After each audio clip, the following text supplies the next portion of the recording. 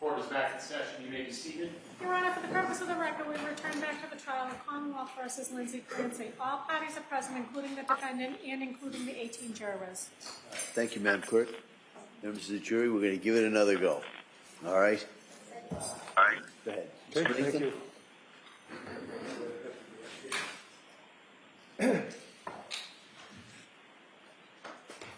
All right, Doctor, can you hear me? Yes. Excellent. Tell us again your name for the record, just and spell the last name. So his name was P-A-H-I-L-L-I-P R-E-S-N-I-C-K. All right, and you're going to have to speak a little slower, only because of the, the microphone. Okay. Tell us your background, sir. I know you're a physician. Tell us your educational background and your work history. I am a forensic psychiatrist, and I received a bachelor's degree in psychology in 1959 and a medical degree in 1963, both from Case Western Reserve University in Cleveland, Ohio. I then had a 1-month internship in a military hospital in Texas, and then I came back to University Hospitals of Cleveland, where I completed my residency in psychiatry. And do you have? Go further? I'm sorry. Go ahead. Go ahead. Yeah. Would you like me to proceed? Yeah, you can continue. I interrupted. I apologize. Yeah. I have remained at Case Western Reserve University as now a full professor, and I've also become interested in forensic psychiatry, that is, that aspect of psychiatry which relates to legal issues such as this case. And I initiated a fellowship in forensic psychiatry in 1979 and directed that for 40 years.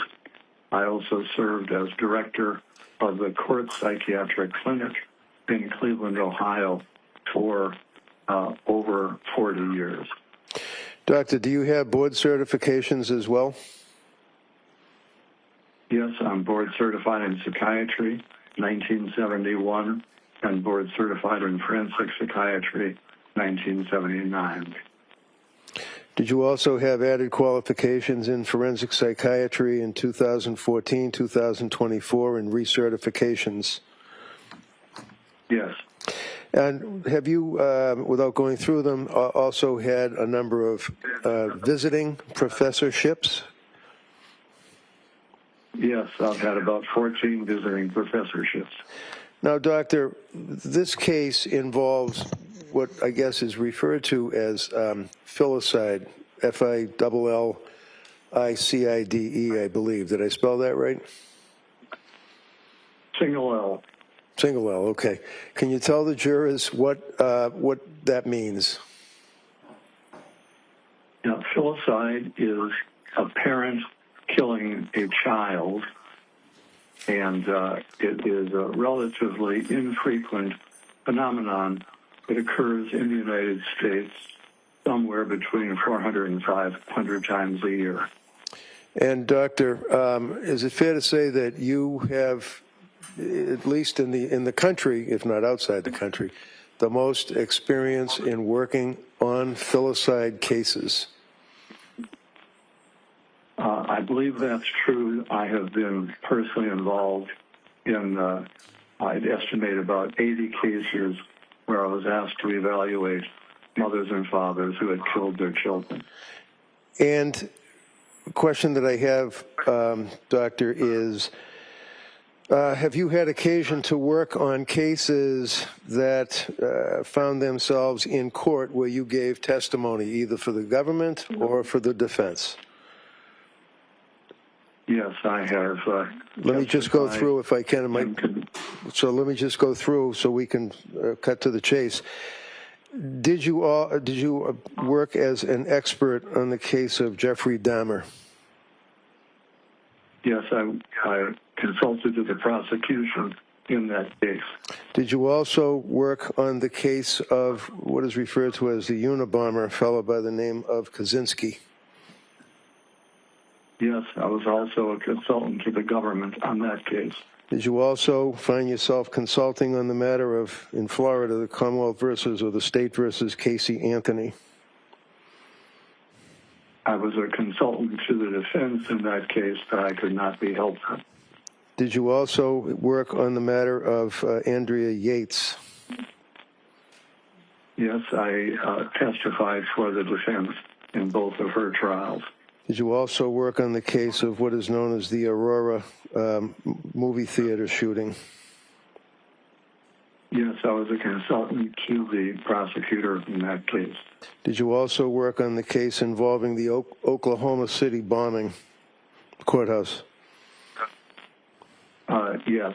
Again, I was employed by the government in that case.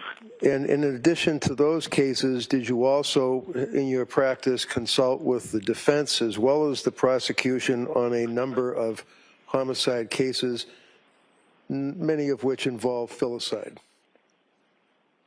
Yes, I have. All right.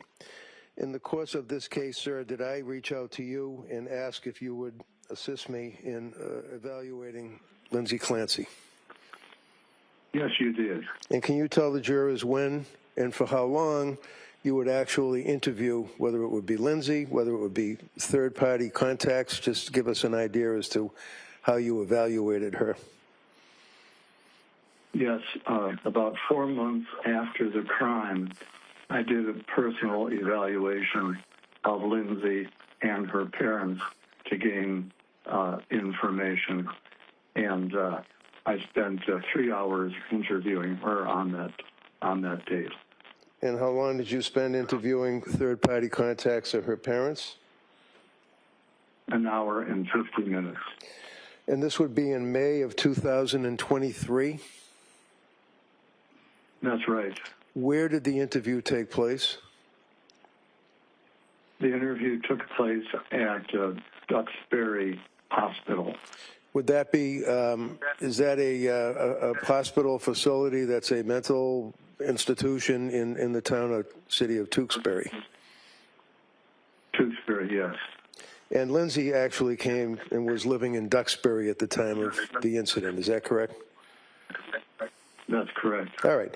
So can you describe for us, without getting into any statements that she made to you, tell us about the circumstances. How did she appear to you physically, and how was she able to answer your questions? Just tell us what her appearance was, her mood. Yes. Well, first of all, at the time, of course, she had suffered major injury and was paralyzed, so that was the setting. So during the examination, she did not have control of the lower part of her body. During the interview, she appeared somewhat matter-of-fact, but at the time she was still grieving. The nurses told me that she was crying daily about the loss of her 3 children, and she was also medicated at that time. She was fully cooperative and gave me a detailed account of her recollections of the critical events. Did you make an observation of her affect? Did she appear to have what you refer to as a flat affect? Yes, she did have, or I would call it a blunted affect. That is, her emotions were not as you would expect. Her feeling tone was muted. Muted? Is that what you said, muted? Muted. Okay. Yes. Now, Doctor, in the course of evaluating this case, and again, in the interest of time, would you agree that you had a chance to review a number of items to assist you in your evaluation? I reviewed extensive records in this case, both records referring to Ms. Clancy's mental illness, how it developed, who her treaters were, and then also I was able to evaluate records after her conduct. And that would include police reports, Extensive police reports, yes. grand jury testimony, Yes, photographs, yes, videos, yes, medical records from healthcare providers such as Dr. Tufts, nurse practitioner Gelada, and McLean Hospital. yes, Were you aware that she had also contacted suicide hotlines and went to a facility in Rhode Island, women and infants? yes. I reviewed all those records. So with all of that information, doctor, that you had access to, did you also have the opportunity to review any records from, let's say, the government's doctors, Dr. Helbrun, Dr. Mack, Dr. Satoff? Yes, after I prepared my report, I was aware that there were 3 experts employed by the prosecution, and I was able to review their reports in detail also. Okay. And your report is actually dated, you saw her in 2023, and you prepared your report ultimately after your evaluation in September. Do you know when the government's doctors' reports were available to you? Was that recently? My recollection is that they did their evaluation about 3 years after the crime, and I had the opportunity to see her 4 months after the crime. Now, did you also have occasion, sir, to see from Dr. Helbrun, government's doctor, psychiatric testing? Yes, I did. Can you tell us, for example, was one of the results on the psychiatric testing a test that he administered for the government called the MMPI, or Minnesota Multiphasic Personality Inventory Test? That was a psychological test that he administered, yes. And do you recall from reviewing the records what the results were? Was she faking, was she lying, or was she telling the truth? And the results showed no evidence of faking. Hold on.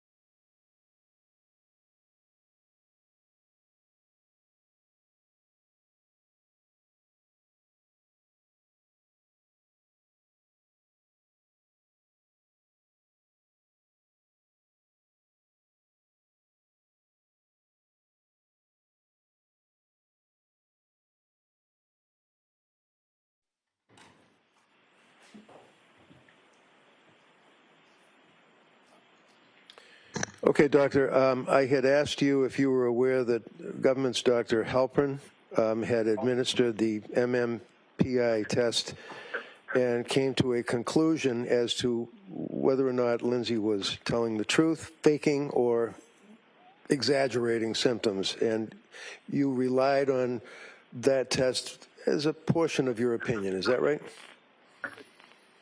Yes, I did. Can you tell the jurors what the results of that test were, to your knowledge? The summary, the results were that Lindsay Clancy had a tendency to minimize and did not have a tendency to exaggerate what she was saying in her own symptoms. Did it also indicate that she was not, I think the terminology is faking or lying in her answers, but in fact was being truthful as best she could be?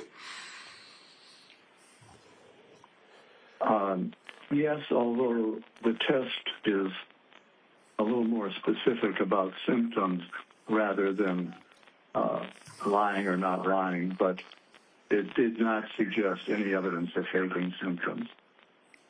Okay, and I'm sorry, that broke up. It did not suggest any evidence of what? No evidence of faking psychiatric symptoms. And then finally, one of the scales in that test is referred to as the K, I think from the books, the K scale or the lie scale. Is that correct? Yes, that was not elevated. Not elevated. Okay. Now, doctor, in your experience,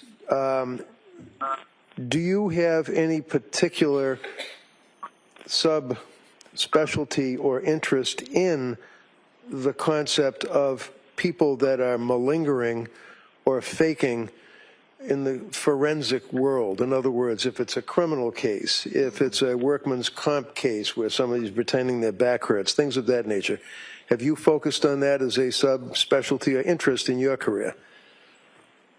That has been a major interest. I've actually written 46 articles or book chapters in this area.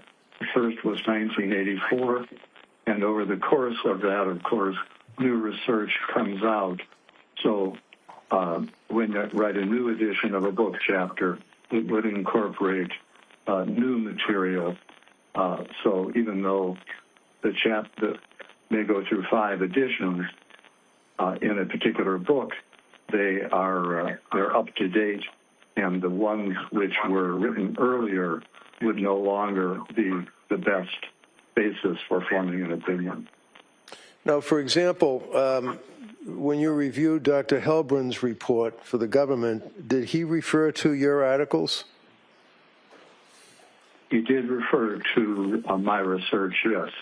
And was that updated research or was it old research that he referenced? He referenced older research. So can you tell us, Doctor, when you consider let me start over again. When you reviewed Lindsay's medical records, you also reviewed the psychopharmacology, in other words, the medications that Dr. Tufts and Gelada and all of these other doctors had prescribed to her during that period of time? Yes, I did. And have in mind your interview, the time that you spent with her directly reviewing all of the documents, all of the medical records, everything that we've talked about. And you're also aware from her, not specifically what she said to you, but you're aware of the circumstances from her recollection as to the killings that she told you. Is that correct? Yes, as well as the journal she kept and other evidence of her thinking and symptoms as the time approached for the crime on January 24th, 2023. Okay, and you were also aware of her access to her cell phone, doing Google searches and looking up medications during that period of October, November, December, and January. You're aware of that, correct? Yes. Okay, and can you tell the jurors, in your opinion, sir, with your years of experience in the issue of filicide, working for just the government on a number of cases and the defense and your evaluation of Lindsay. Can you tell this jury your opinion as to whether or not at the time of the killings that she was suffering from a disease or defect that impaired her ability to substantially appreciate and or conform her conduct to the requirements of the law? Well, sure. Let me begin with the issue of whether she had a mental disease or a defect. Ms. Clancy had a severe depression. There is a book called the DSM, or Diagnostic Manual, prepared by the American Psychiatric Association, which lists criteria for various diseases. So in the diagnostic manual, for example, one needs to have 5 out of 9 symptoms to make a diagnosis of major depression. And Ms. Clancy, as she approached the date of the crime, actually had 7 of the 9 symptoms and was severely depressed. So that in addition to that, she had some earlier evidence of what's called a mild mania, and that fits together in what's called bipolar 2.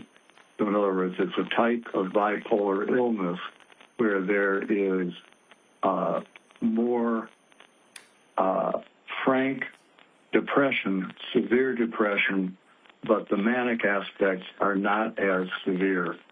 So my final diagnosis of her was called bipolar 2 with a severe depression on January 24, 2023. And from reading the reports of all the experts that will be testifying, no one failed to diagnose a major mental disease on the day of the crime. Now, doctor, in the course of that diagnosis, have you considered the concept of postpartum depression and or postpartum psychosis? Yes. And can you tell the jurors how that... First of all... I'm sorry. Can you tell the jurors how that factors into your diagnosis and opinion? Yes. Ms. Clancy had a history of anxiety and difficulty with each of her children. It was minor with her first child, more significant with her second child, and on the occasion of Callan's birth, things went well for the first 3 months, but then Ms. Clancy became very anxious and depressed, and it took quite a toll on her. And I believe the jury has heard from various treaters, such as Dr. Tufts and Nurse Delata and others, and her own anguish about how depressed she was, where she actually felt she couldn't function, her brain was damaged, she would never be the same. So she definitely met the definition of a major depression as well as this bipolar phenomenon. Now, with respect to the postpartum aspect, since Ms. Clancy's symptoms began within 3 months of Callan's birth, that would be considered a postpartum onset. Then, of course, she had considerable difficulty over the next 5 months, and at the time of the crime itself, on January 24, 2023, Ms. Clancy was frankly psychotic. So in that sense, she had a postpartum psychosis. It's actually not frequent to have a postpartum psychosis 8 months after a birth, but it does occasionally occur. And so what I can say is whether it is the classic postpartum psychosis or not, with a postpartum onset and frank psychosis on the day of the killing, I would label that a postpartum psychosis in the sense that it was a postpartum onset and she was clearly psychotic on that day. And doctor, when a person is psychotic or involved in having a psychosis, in your opinion, are they able to appear normal, quote unquote, communicate with people, drive a car, things of that nature? Well, let me say there that Ms. Clancy herself did her best to not reveal the extent of her depression. She was frank with members of her own family. Her sister, her mother, her mother-in-law were aware of how anguished and depressed she was. But with more casual friends, she tended not to show the extent of her depression. I'm not suggesting that she was, although psychosis can indeed wax and wane, for example, on the day of her crime, I'm not suggesting that she was frankly psychotic every minute. She was functioning. In fact, she said she was having a better day than other days, and she actually went out and made a snowman with the kids, took Cora to a doctor for the 5th birthday checkup, and was functioning at a level that was not frankly psychotic until she had a command hallucination while her husband, Patrick, was out doing a couple of chores. And can you tell us, doctor, what, in your opinion, what a command hallucination is and how it fits, if you will, in a diagnosis of psychosis? Yes. If we take, first of all, a hallucination is simply hearing a voice, and the voice can be benign or it can be more malignant. So a voice may just simply say, open a window. About 1/3 of voices are called command hallucinations. That is an instruction to do something. And the majority of those commands are benign. So it might be open a window, get a glass of water. It might be something much more ominous, such as to kill oneself or harm someone else. Those are dangerous command hallucinations. Now, in Ms. Clancy's case, she had not only a command hallucination on the day that she killed her children, she had what is known as a delusion of influence.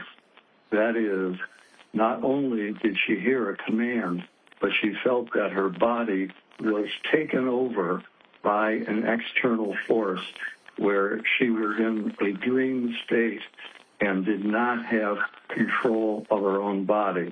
It was almost like she was a puppet and someone else was pulling the strings. Yeah, hold on a second. Counsel?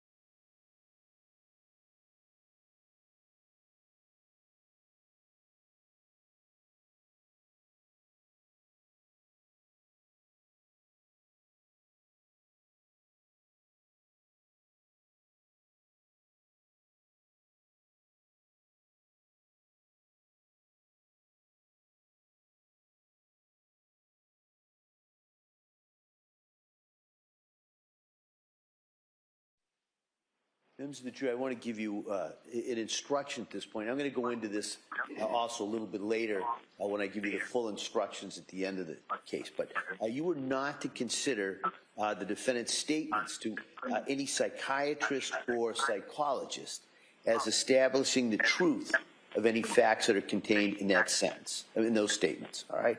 The defendant's statements to any psychiatrist or psychologist for purposes of evaluation cannot be considered by you as evidence of premeditation, extreme atrocity or cruelty, or specific intent to kill. Such statements are admissible only as they relate to the basis for the doctor's opinion of the defendant's mental condition. All right, and I'll go into that a little bit later. Okay? Go ahead, Mr. Wright.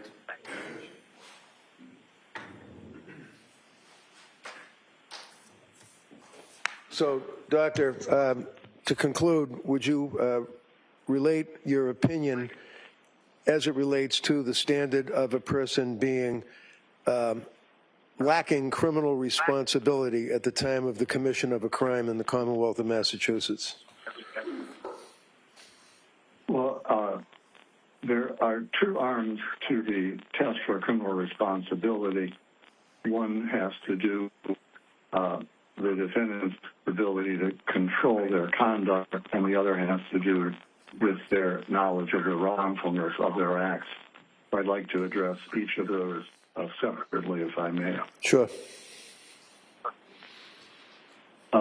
With regard to my opinion is that Ms. Clancy was, due to her mental disease, unable to conform her conduct was to the requirements of the law on the day that she took the lives of her children. And let me give you the basis of that opinion. First of all, she was hearing a voice which was commanding her to engage in the killing behavior, and she did not feel any sense of control. She felt that she had to obey the instructions she was receiving. It was a matter where she was just following the command rather than being able to make any decision to do it or not. And, for example, I asked Ms. Clancy. No, you can't say what you talked, Doctor. You can't. You cannot say what she told you. All right.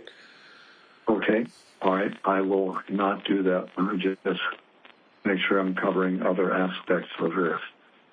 The second evidence that she was lacking control is the fact that she made a severe suicide attempt, also based on the command hallucination that she heard that day, so that she not only cut her throat and jumped out of a window, she very much wanted to die.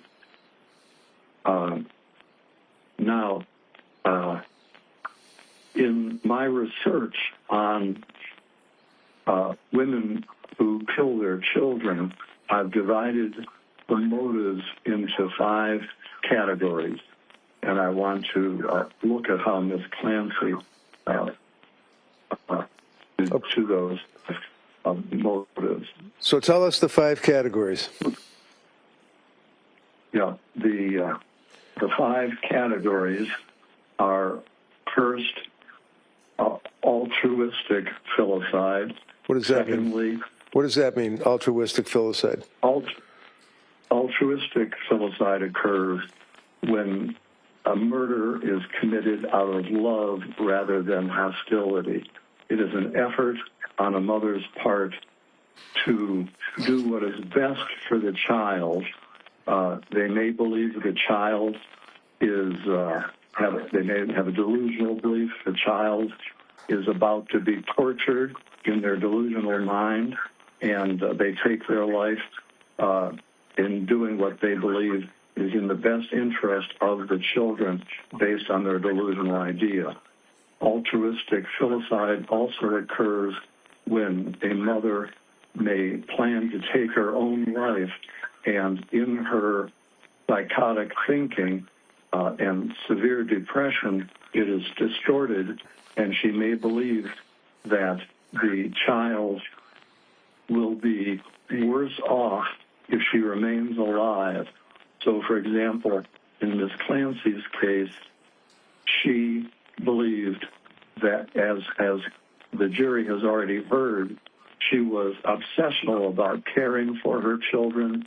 She consulted with others at work to try and do exactly what was right for her children, and she believed that if Ms. Clancy took her own life, her children would be in terrible shape, and in her mind, she believed that she would be doing her children a favor by having them go to heaven with her rather than remain on earth without her doing the mothering. Her mind was distorted like that. Okay. So if you could just tell us the other titles of the other 4 types that you were referred to. Just tell it without getting into detail if they don't apply to Ms. Clancy. All right. The second category does apply to Ms. Clancy, and that is called acutely psychotic filicide. Okay. And this occurs when someone is frankly psychotic. They may have delusions or hallucinations. They're out of touch with reality, and rather than having any rational motive, they're simply acting on their psychotic beliefs. So those 2 both apply to Ms. Clancy. The other 3... Okay, go ahead. I'm sorry. Go ahead. No, that's right. Just give us the other 3, the captions of them. The other 3 which do not apply, one is called child maltreatment, in which a parent may shake the child to death or throw a child against a wall in an abusive manner. The next category is unwanted child, where someone, just for their convenience, the child is a burden, and they kill the child for that motive. And the final motive is spouse revenge filicide. That is, someone hates their spouse so much that they're willing to sacrifice the child as a way to punish the spouse. And the 3 latter categories clearly do not apply to Ms. Clancy. She loved her husband, respected her husband, had a good marriage. She never spanked or ever abused her child, and all of her children were wanted. In fact, she planned to have a 4th child. So those 3 categories clearly do not apply. If I can explain how the 2 categories did apply, I've already mentioned that Ms. Clancy believed that a distorted belief that her children would just be miserable, and she could not imagine them continuing to exist and have a decent life without her being there as a mother. And so in that sense, she did what she believed was morally right, even though she understood that ordinarily killing a child is against the law. She believed that she was doing what was right for her children with her distorted psychotic thinking about the children's need for her. And then with respect to the second category of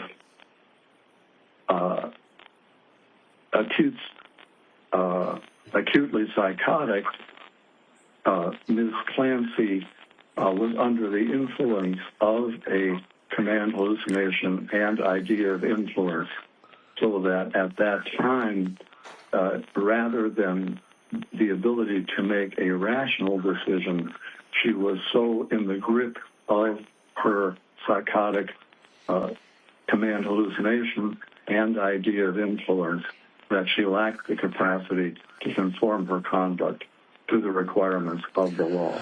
Okay.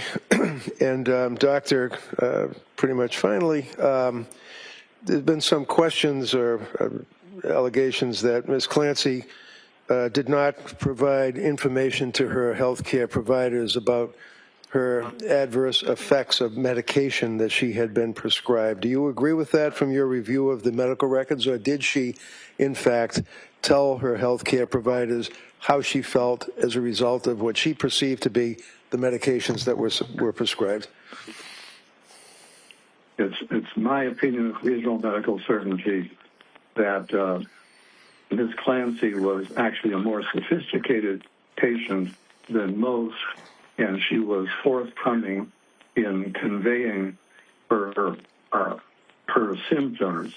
The one area in which she was not fully revealing was the area of when she had an impulse to harm her children, and that was because she had a rational belief that her children may be taken away from her by a social service agency. She had an irrational belief that if she even entered a medical hospital, that her children would be taken away. So that is the one area in which she was not fully forthcoming.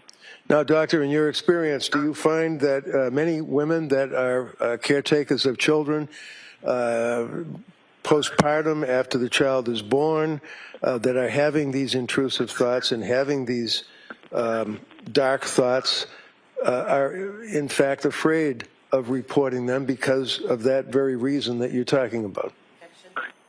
Sustained. Yes, as a matter of fact. You can't answer that. Okay.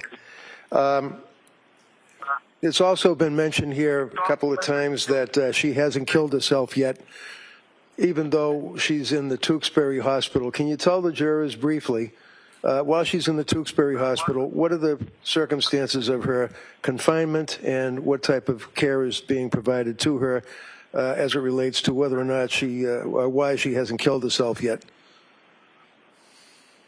Well, Nancy, indeed, there is evidence of her going suicidality to such an extent that she is never allowed to be out of the presence of a staff member. Even when I conducted an examination of her and requested privacy, a staff member had to be present. So her ability to take her life in view of her process and observation is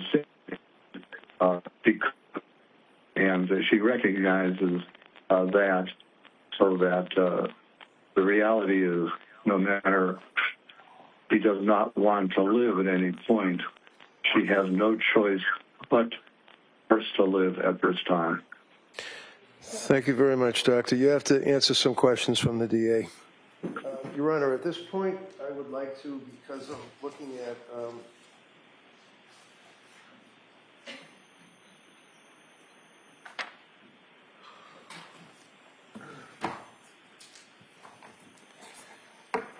got a 40-page resume, so I just offer that if I could. Any objection? No objection. Okay, that may be marked. Thank you.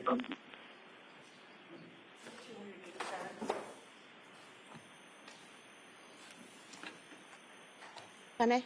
Yes, please. Good morning, Dr. Resnick. Good morning. In addition to the evaluations that you do, is it true that you've also taught some courses to other forensic psychiatrists and psychologists about how to testify in cases like these? Yes, I have. And you teach them how to answer questions and how to dress and how to appear believable and trustworthy, correct? That's correct. And in one of your trainings, excuse me, Do's and Don'ts of Depositions by Dr. Philip Resnick, in your course description, you state information beyond the question should not be volunteered because it will open up new areas for questioning, provide ammunition for attacks, eliminate the opportunity for surprise, and information fails to get to the jury, correct? That's correct. So you teach other psychologists how to hold back information in the discovery process to surprise the other side. No, that's not it. And I'm not a psychologist. Now, a woman who kills her child can have more than one motive, correct? Yes.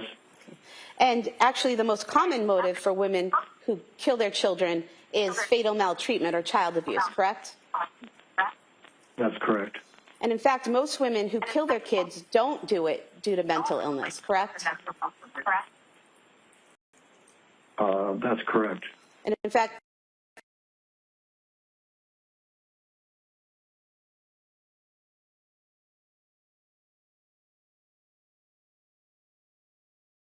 illness, correct? Correct.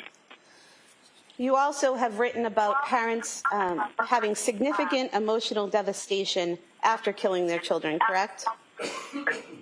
Yes. And in fact, you've written in, it's a chapter 6 of family murder, child murder by parents, in the aftermath section, you've written, quote, "These life events are likely to prolong the parent's depression. The anniversary of the children's deaths and exposure to things that remind the parent of it are likely to be upsetting," correct? Yes.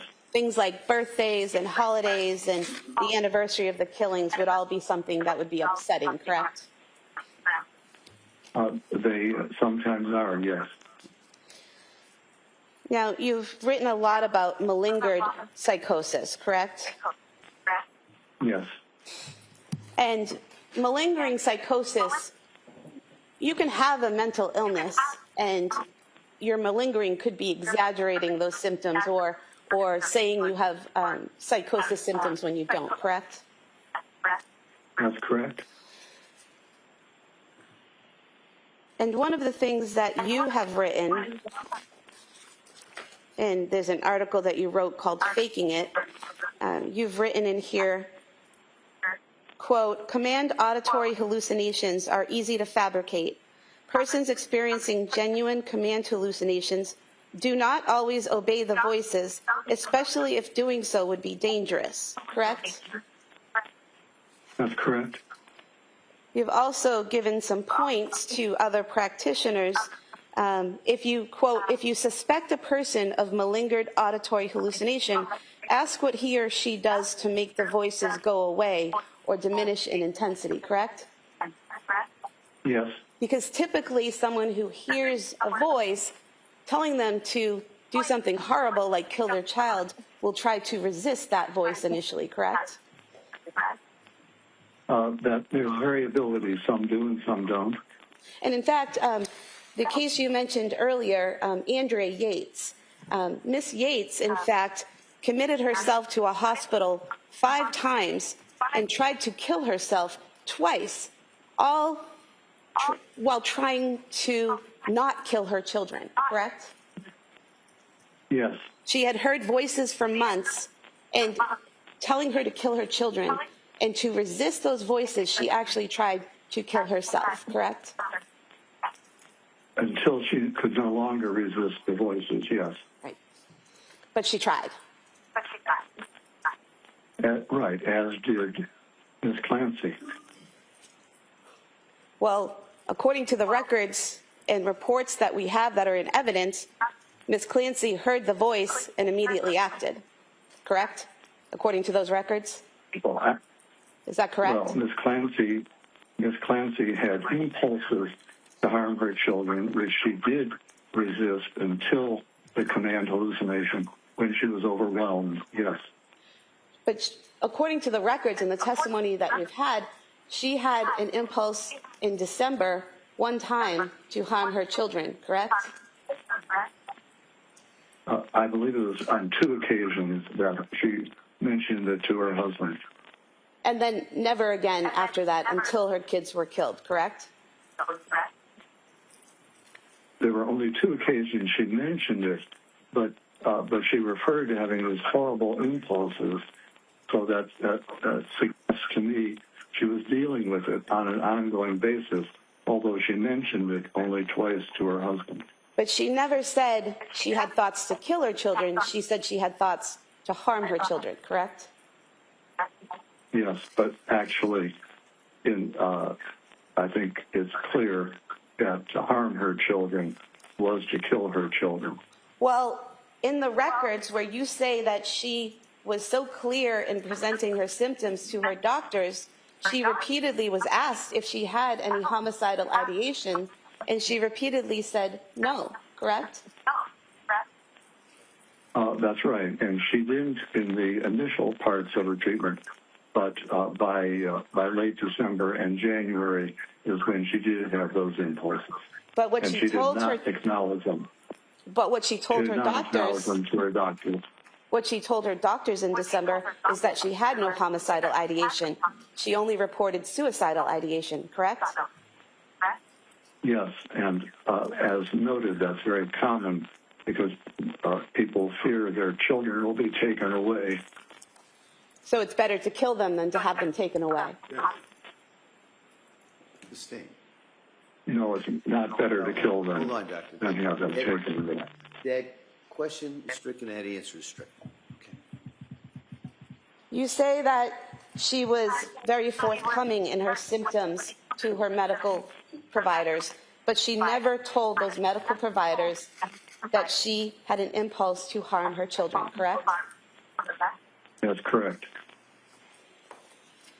You also, in teaching people about malingering, about faking hearing voices or being psychotic, you give pointers of what people should look for, such as patient uses no strategies to diminish hallucinations. Patient states he obeys all commands, correct? Yes.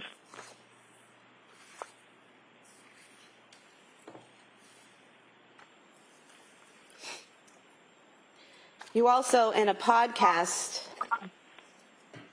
evidence entitled Identifying Malingering with Dr. Philip Resnick, you were asked about malingering, and you said, and asked about hearing voices, and you said, quote, so a common example I'll use in teaching is if you hear a voice out of the blue that says, kill your mother, your moral fiber would cause you to hesitate.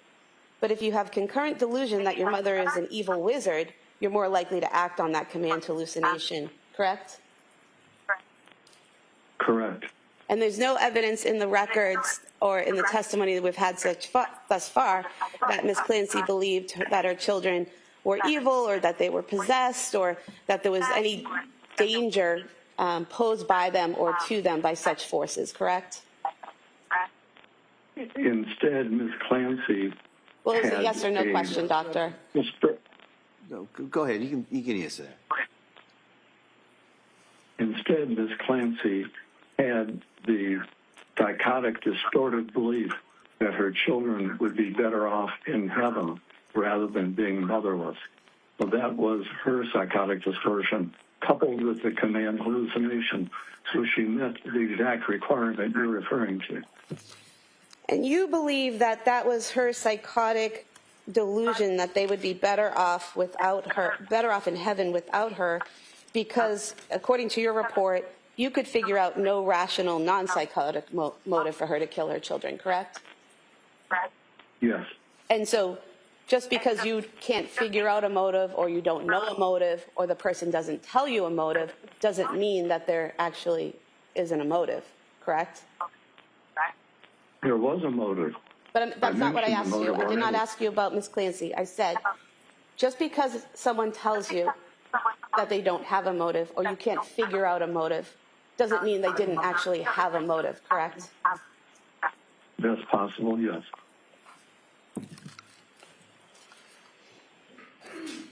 You also state in another article, Identifying Malingering with Dr. Philip Resnick, you point out that the rapid resolution of symptoms with medication can be a red flag, as genuine psychotic symptoms usually take longer to subside, correct? That's correct.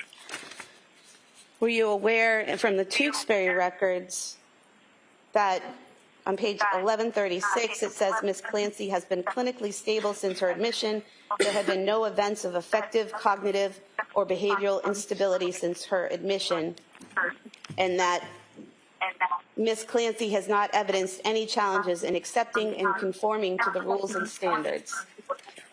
Did you review that Yes, note? I'm aware of that. Okay. Were you also Yep. aware on page 1168 that it says Ms. Clancy denies that she has ever experienced hallucinatory content prior to or since that event, referring to when she killed her children, correct? Yes. And you're aware on page 1170, it states Ms. Clancy presents with intact reality testing and no observable symptoms of psychosis. She is actively engaged in treatment. She is able to identify possible hopes for her future, including serving as an activist for postpartum psychosis awareness and participating in a wheelchair marathon. Were you aware of that? Yes. I move to submit these three sections as the next three exhibits. All right. Any objection? All right. Are those part of the Duxbury records are already in? Yes. Okay, those may be admitted.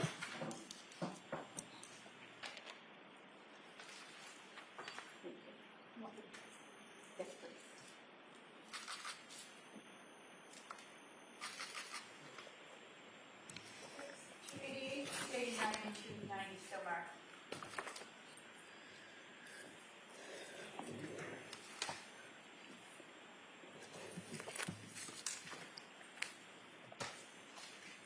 Doctor, you mentioned that when you interviewed Ms. Clancy, you spoke to some nurses who told you she had been crying every day, correct?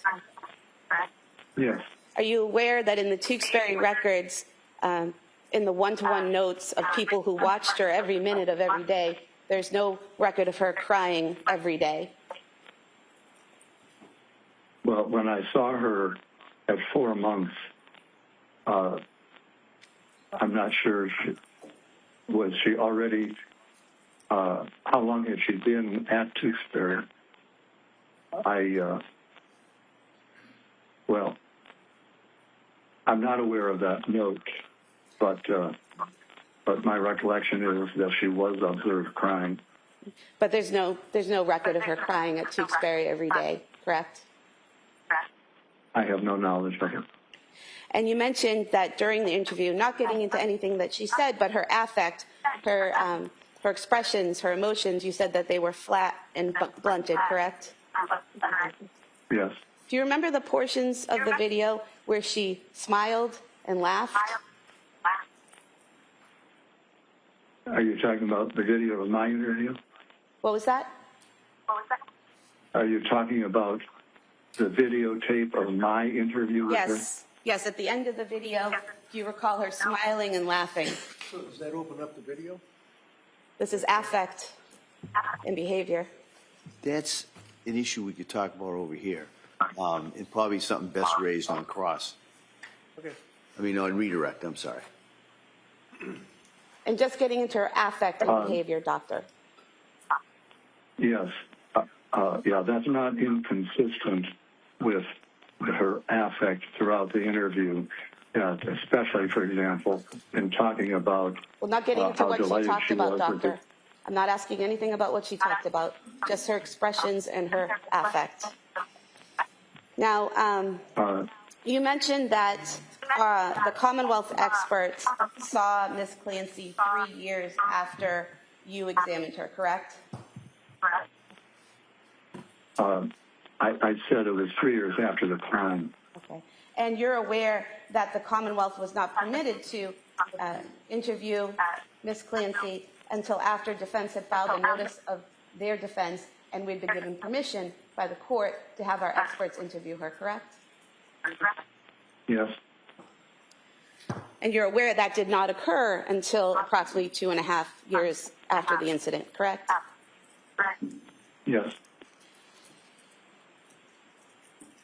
Now, you mentioned that postpartum psychosis doesn't typically happen 8 months after a child's born, correct? Yes. In fact, typically, it's within 4 weeks of a child being born, correct? Most often, yes. And you mentioned that her postpartum, Ms. Clancy's postpartum symptoms began within that 3-month time frame of postpartum. Do symptoms have to occur within that 3-month period to be postpartum? Well, there's a wide range of definitions of postpartum. Some scholars in the area make it the whole first year, others 3 months, others 4 weeks. And in fact, her seeking help from a psychiatrist happened in September, which would have been 4 months after she gave birth, correct? Correct. You mentioned that Ms. Clancy was able to hide her symptoms of depression from her friends, that she was open with some people, but she was able to hide those symptoms from friends and other people she interacted with, correct? Yes, hide the depth of her depression. And so she was able to control and conform her behavior to situations in which she did not want to show people how she was feeling, correct? Sure, very common.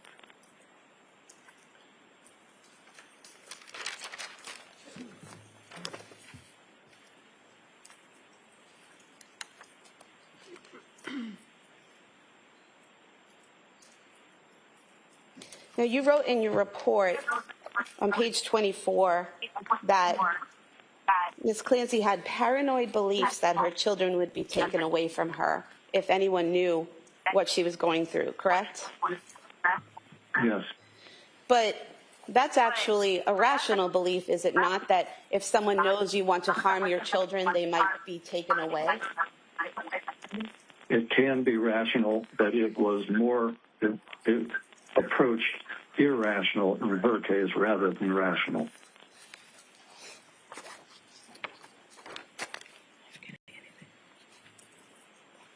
I have nothing further.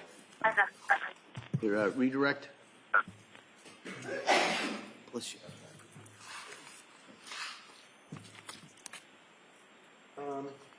No, thank you, Doctor.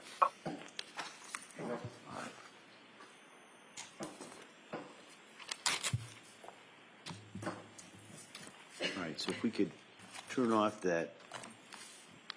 Thank you, Doctor. Thank you.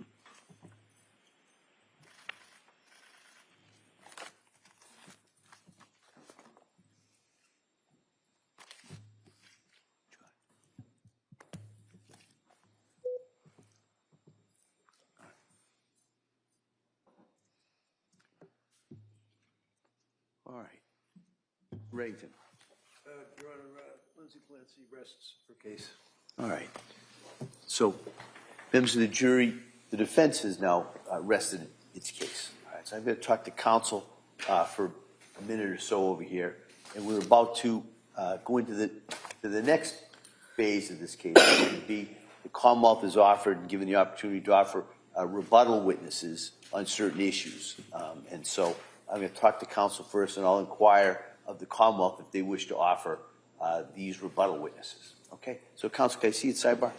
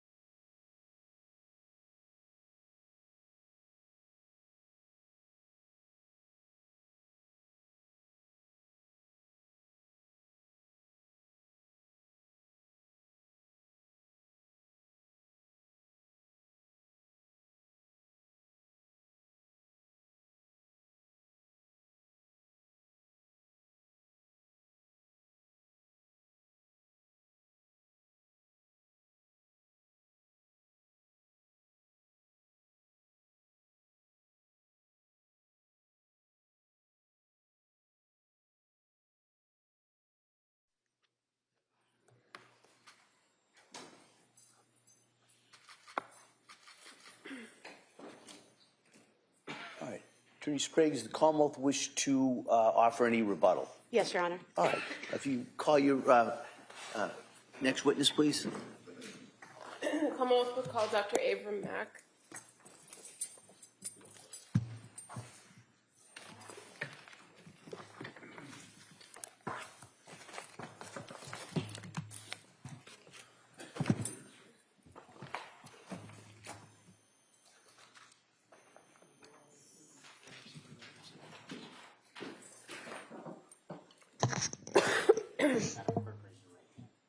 Good morning. Do you solemnly swear that the testimony and the evidence you shall give to the court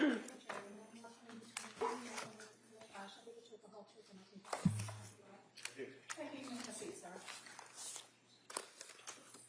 All right. Good morning, Doctor. Morning. All right. I'll just ask you to keep your voice up so the jury can hear you. With that, Attorney Buckingham, please. Thank you.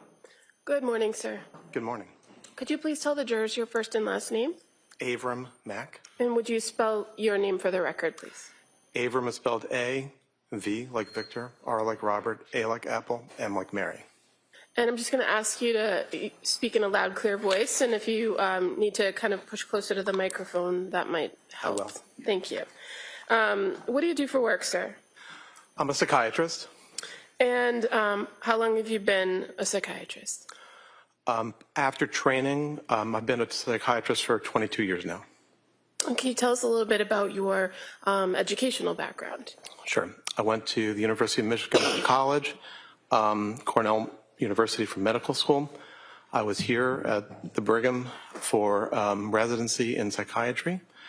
And then that was followed by a fellowship in child psychiatry at Columbia University and a one-year fellowship in forensic psychiatry at New York University. And what do you do now? What's your area of practice now? I'm a psychiatrist. For all these 22 years, I've been serving in a lot of different roles. Currently, I'm a professor of psychiatry at Thomas Jefferson University in Philadelphia, and I see patients at a child hospital called Nemours. And so you, in your current practice, have a clinical practice, and you also do forensic psychiatry. Is that correct? That's correct. And do you have any board certifications? I do. And what are you board certified in? I'm board certified in psychiatry, child and adolescent psychiatry, and also forensic psychiatry. I had been board certified in addiction medicine by the American Board of Addiction Medicine, but they closed. So I don't know if I can still say that I'm board certified by them. Okay.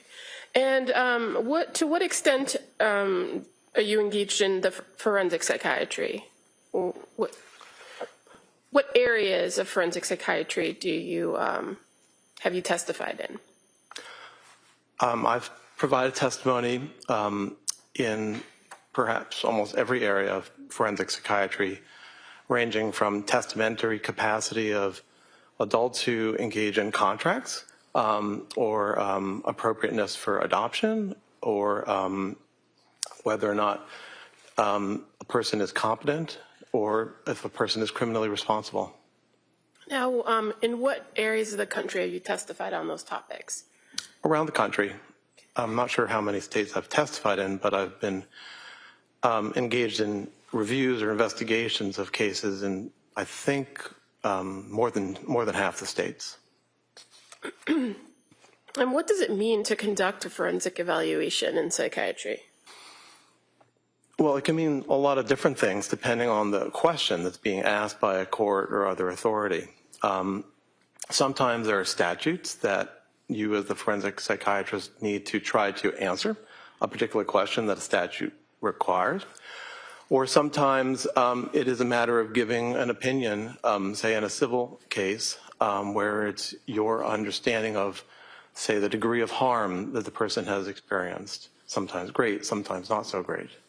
And you, in your experience, have testified as a forensic psychiatrist in both civil and criminal matters, correct? Correct. And are you aware of the difference between forensic psychiatry versus forensic psychology? There are differences, aside from the fact that they're different professions, but they both cover mental health. There are different rules that apply to forensic psychologists in their carrying out their roles as psychologists. Now, when you mentioned that you have done some work and testified in matters regarding criminal responsibility, right? Correct. And you're aware that different states have slightly different statutes when it comes to criminal responsibility. Yes. And so in this case, you were asked to review the matter of the Commonwealth versus Lindsay Clancy, correct? Yes. And so in order to do that, did you review the statutes here in Massachusetts regarding criminal responsibility? Yes, I did. And can you tell us how it came that you were involved in this case? I was asked by the prosecutor's office to be involved as a psychiatrist reviewing the matter. And when you're asked or you're retained by either side in a case, a defense or a prosecution, what is the goal of the evaluation? Are you just trying to advocate for the side who hired you, or are you conducting an independent evaluation of the evidence? Overall. You can answer. Well, to answer your question, certainly the goal is to provide an independent evaluation, or one would also add to provide clarity and to say what can be said. In criminal matters, sometimes it's a very certain question that it's either a yes or a no. In other matters, it's not always necessarily a strict yes or no. Now, in criminal matters where you were asked to conduct these independent evaluations, how do you approach it? What kind of information do you seek, or would you prefer to have in order to conduct the evaluation? Well, generally one starts with the statute and then tries to gather or review what information exists to understand the mental state of the person, if that's pertaining to the particular statutory question, and to understand the mental history and the mental state of the individual, and to see if that can be applied to the questions at hand. And so what types of records are you generally looking at when conducting a forensic evaluation for something like criminal responsibility? Well, one would certainly want to review psychiatric records if they exist.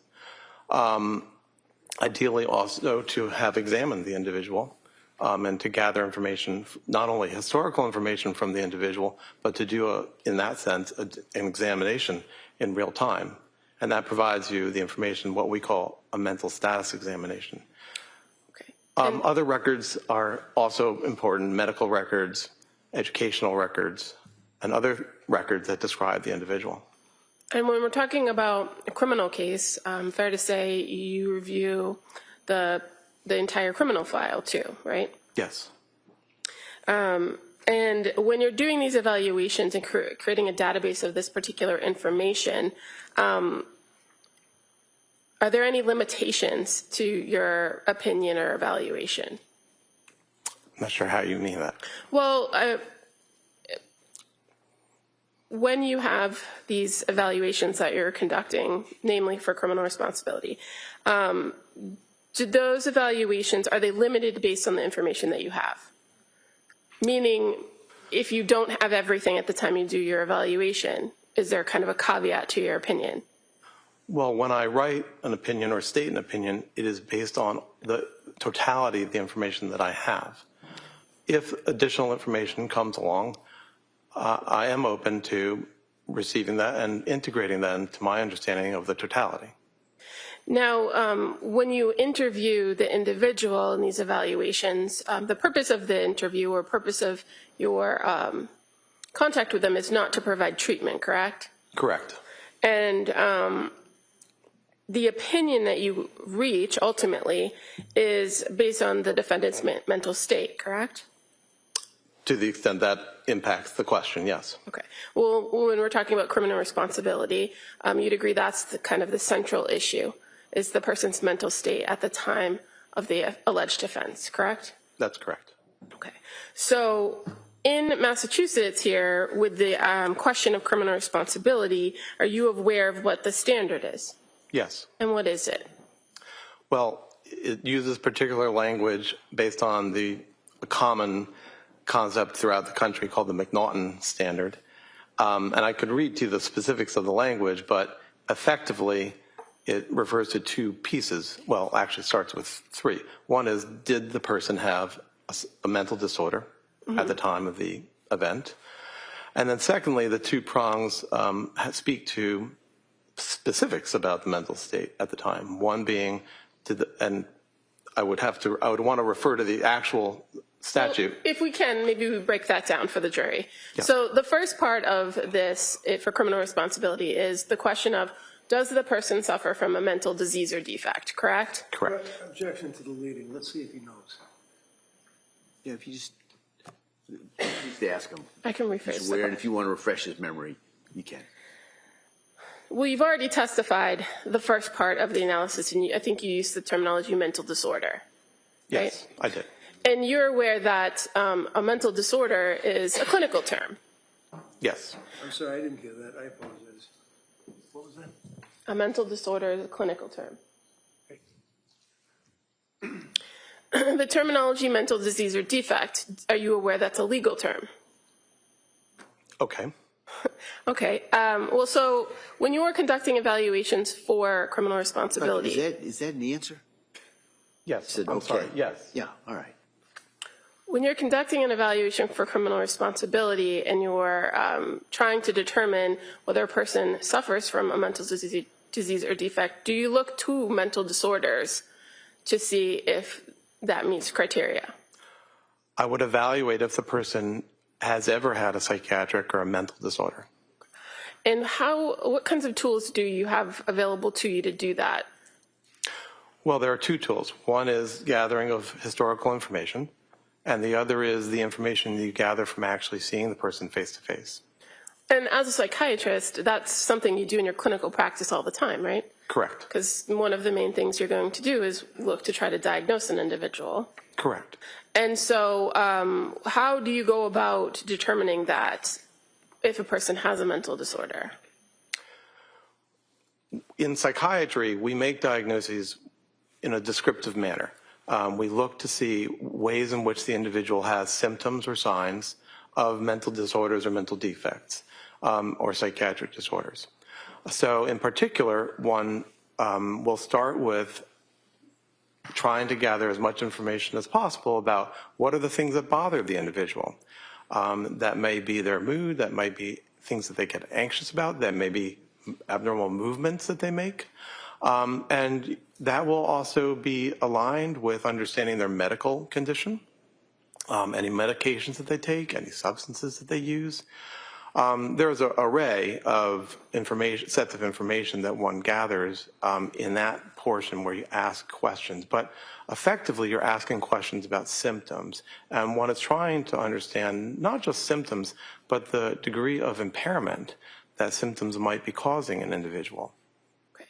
And do you work with any sort of tools that help you identify particular characteristics of symptoms associated with disorders in your field?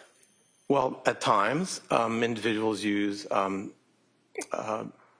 scales or tests, which can be psychological tests or scales that ask particular questions.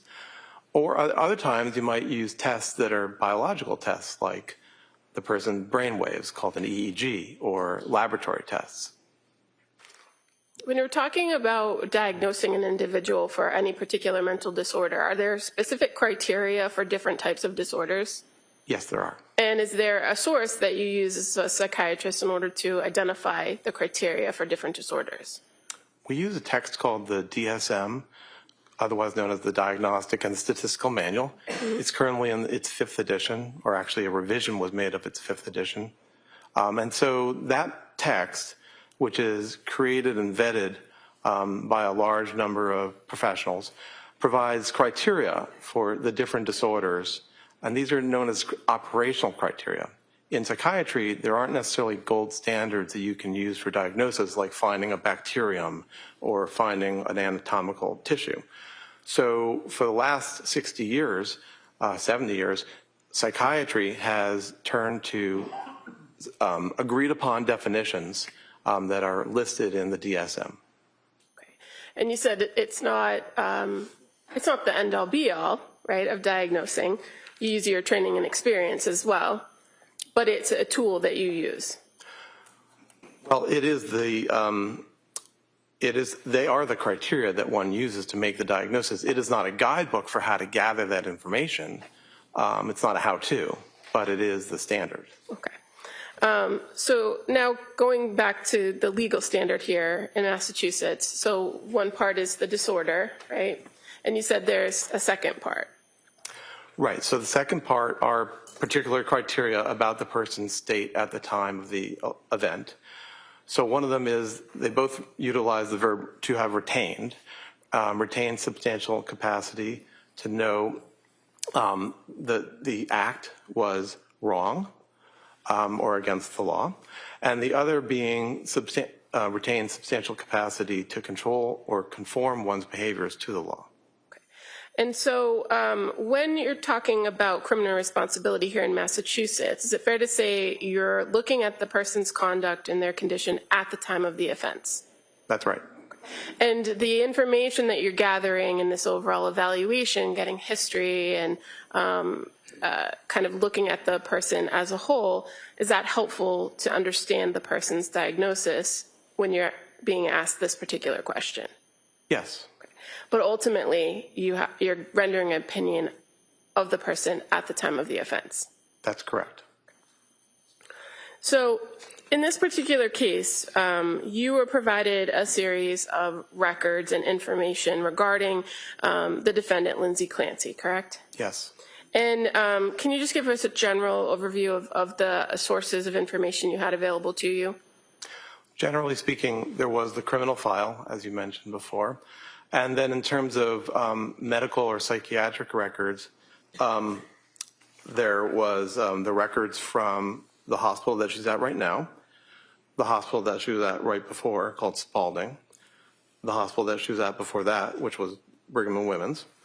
In addition, there was the medical records from outpatient treaters, and there was also the records from her admission to McLean Hospital. So overall, there were outpatient records, there were inpatient records. For the most part, those all correlated with her own care. Additionally, we received the pediatric records for some of the victims in this matter. And as I mentioned before, the criminal file. Okay. And in addition to the records related to the defendant herself, we also provided some other reports to review. I was. By other psychiatrists and psychologists? Yes. Now, you mentioned that one of the things that's useful in these evaluations is an interview with the person themselves, right? Yes. And did you engage in an interview with the defendant? I did. And when did that occur? I interviewed her on April 10th and April 12th of this year. And that's of this year in 2026? Correct. And what were your observations of her when you first met with her on April 10th? Can you describe her demeanor? Generally, she was friendly and cooperative. When you begin an interview with an individual that you're evaluating, do you conduct what's referred to as a mental status exam? Well, the mental status exam happens all the while that you're interacting with somebody. You're always observing for aspects of their emotions, how they speak, their mood, and so forth. Sometimes there are directed aspects of the mental status examination where you are asking about particular cognitive capacities like executive functioning and attention and concentration. But the gathering of information about the person's mood, for example, or their thought process, that happens throughout the entire portion. Okay, and so over the course of the time that you met with the defendant, were you able to make observations of, for instance, whether she maintained eye contact with you when speaking? Right, so she did maintain eye contact. Okay, what about her emotional state?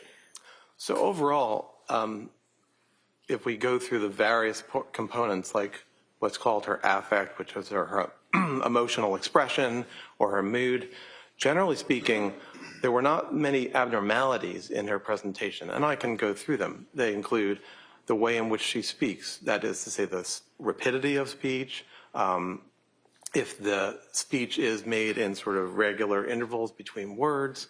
In terms of thought, does the person, and in this case did Ms. Clancy, make goal-directed ideas? Mm-hmm. Was there a particular content of the ideas?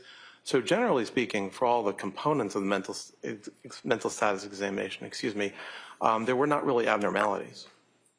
I would say at some points she seemed distressed by some topics.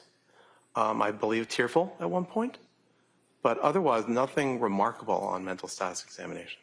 Okay. And in these evaluations, when you're interviewing the individuals, are you also kind of taking account of their physical presentation? Yes. And obviously, when you met with her in April of 2026, you were able to observe her physical condition, right? Yes. And what were your observations of her physical condition? Well, she's utilizing a wheelchair. Generally speaking, there were not necessarily abnormal movements that I observed. She seemed comfortable physically. Did you find that she was able to kind of navigate her situation herself? Meaning you were in a room with her with other individuals, right? Yes. And she was able to kind of take care of her own. I'm going to object leading at this point, just as they object. Sustain, if you just ask the observations. What did you observe her do as far as moving herself around the room? Was she able to do that? Yes, at the moments when there were transitions, when we took a break and she went out to the hall, she was able to navigate her wheelchair one place or another. And when you spoke with her on April 10th and April 12th, were you able to kind of have a conversation with her about her level of functioning at the Duxbury? Yes. And did she tell you anything about what her general day looked like? She described her general day. She described basically her existence there at Duxbury. Okay. And did she indicate to you whether she engaged with other patients, or did she spend her day mostly in bed, or what did she say about that? Mostly she described she stays in bed or on her own. I don't think she described interacting with patients very much. There were a couple of ways in which she did interact with staff, at least. There was a therapist that she described working with. She did describe having had a physical therapist at a certain point. I'm not sure if I remember if she still was getting physical therapy. She stated she wasn't very interested in the physical therapy that she was getting there. She wasn't interested in the food there. She described having visitors at a not infrequent basis, and that sometimes she was able to eat food or drinks that were brought in by them. And who were her visitors, if you recall? Family members mostly, as well as I believe both, and I'm not sure if they were specifically from the Brigham or Mass General, but or any place in particular, but I believe religious figures, chaplain or priest from some organizations. And her having told you that she kind of has visitors, were you able to corroborate that in reviewing records that she had visitors? Yes. And were you able to corroborate, or were you able to identify in the records that she did interact with staff and patients at the hospital, according to the records? To some degree, yes. And you said that she had indicated to you that the food wasn't appealing at the hospital. And did you have the chance to observe her consuming her own snacks or beverages? Beverages, yes. Now, did she indicate to you her level of attention to hygiene and grooming while at Duxbury? She did. She described that she wasn't very interested in her own hygiene or grooming. And were you able to later in the conversation speak with her about her ability to take care of her own daily activities like grooming? for instance, showering? Was she able to do that on her own? Showering is embarrassing. It requires staff to help her, and that's one way in which she would rather not. It may also be that she described a lack of interest, so it's both components. When you observed her, did she appear to be disheveled or not properly groomed in your meetings on April 10th and 12th? No, she appeared groomed sufficiently, and I believe her hair was combed and she was wearing neat clothing. Now, did she describe to you her thoughts or feelings about her current situation? Yes. And what did she say about that? Well, she described feeling depressed, which she termed situational depression. She described feeling, I'm not sure of the exact term she used, but feeling miserable, not wanting to be alive. And Finish, please. If he's finished, that's fine, but don't cut him off. No, yeah, that's all right. I'm sorry, doctor, were you done? Yes. Thank you. So when you were meeting with her, do you recall her indicating that she reported being devastated? Yes. That she was devastated and grieving by her current situation? Yes. When you met with her at the Duxbury Hospital, did you go over with her what her current treatment regimen is, what current medication she was on? I did. Was she able to tell you what medication she was taking? Yes. And were you able to confirm that with the records, that that was an accurate report? Yes. So what medications, when you met with her in April 2026, was she currently on? Well, in terms of psychiatric medications, the main medication of note is olanzapine. I believe that there were several medications being used for her physical needs. One that helps with her bladder, one that helps with movement of the GI system. Well, let's just kind of focus on the psychiatric medications, right? Because that's of your interest here. You mentioned olanzapine. What's the common or the brand name for that? It's called Zyprexa. And what is it used to treat? Originally, it was created to be an antipsychotic medication, so to treat psychosis. Okay.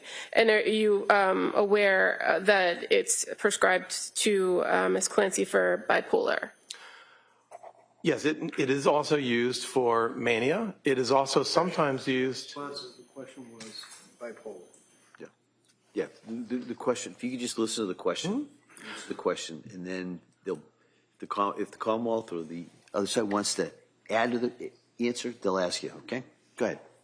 So I think my question was, are you aware that the Zyprexa is prescribed for bipolar? So bipolar is a disorder. Yes, bipolar is a disorder of mania. Which is, I'm sorry, why I was mentioning at that point. And what was the dosage of Zyprexa that she was on, if you recall? I believe it was 2.5 milligrams. And in your experience, is that a significant dosage? No, it's a small dose. Are you aware of any other psychiatric medications that she's prescribed at Duxbury? I believe she's also taking trazodone. Okay. How about Wellbutrin? Is that ring a bell? Yes. Wellbutrin is an antidepressant medication. Okay. And clonidine, does that sound familiar? Yes, clonidine is a medication that's sometimes used for anxiety or to help people go to sleep. And are you familiar with the propranolol? Propranolol is also a medication. It also is sometimes used to help with anxiety. And as far as the dosage of medication that she's on, based on your review of the records, are those high doses, low doses? Overall, they're on the lower side of dosages. And you indicated briefly in your testimony that she had reported to you that she believes to have situational depression. Yes. Did you have a conversation with her about the diagnosis from Duxbury? There were times that if you're asking about bipolar disorder, At one point, she made the statement that she wasn't convinced that she has bipolar or has had bipolar disorder. She described situational depression in terms of feeling depressed about the several stressors that she experiences today. And what are those stressors? Well, the remorse and sadness about the events that this case is about, her separation or estrangement from her then husband, her being separated from the world, her physical injury. Do you recall her actually using the term remorse, or is that just your description of the conversation you had? That's my summarization right here. Okay. Now, when you were meeting with her, did you talk to her about past medication regimens that she had been on prior to the current regimen of the Zyprexa and Wellbutrin? Yes. And so are you aware that she had previously been prescribed at some point lithium? Yes. And is that something that would be important to you to know when you were conducting your own evaluation for diagnosis of whether somebody was on lithium?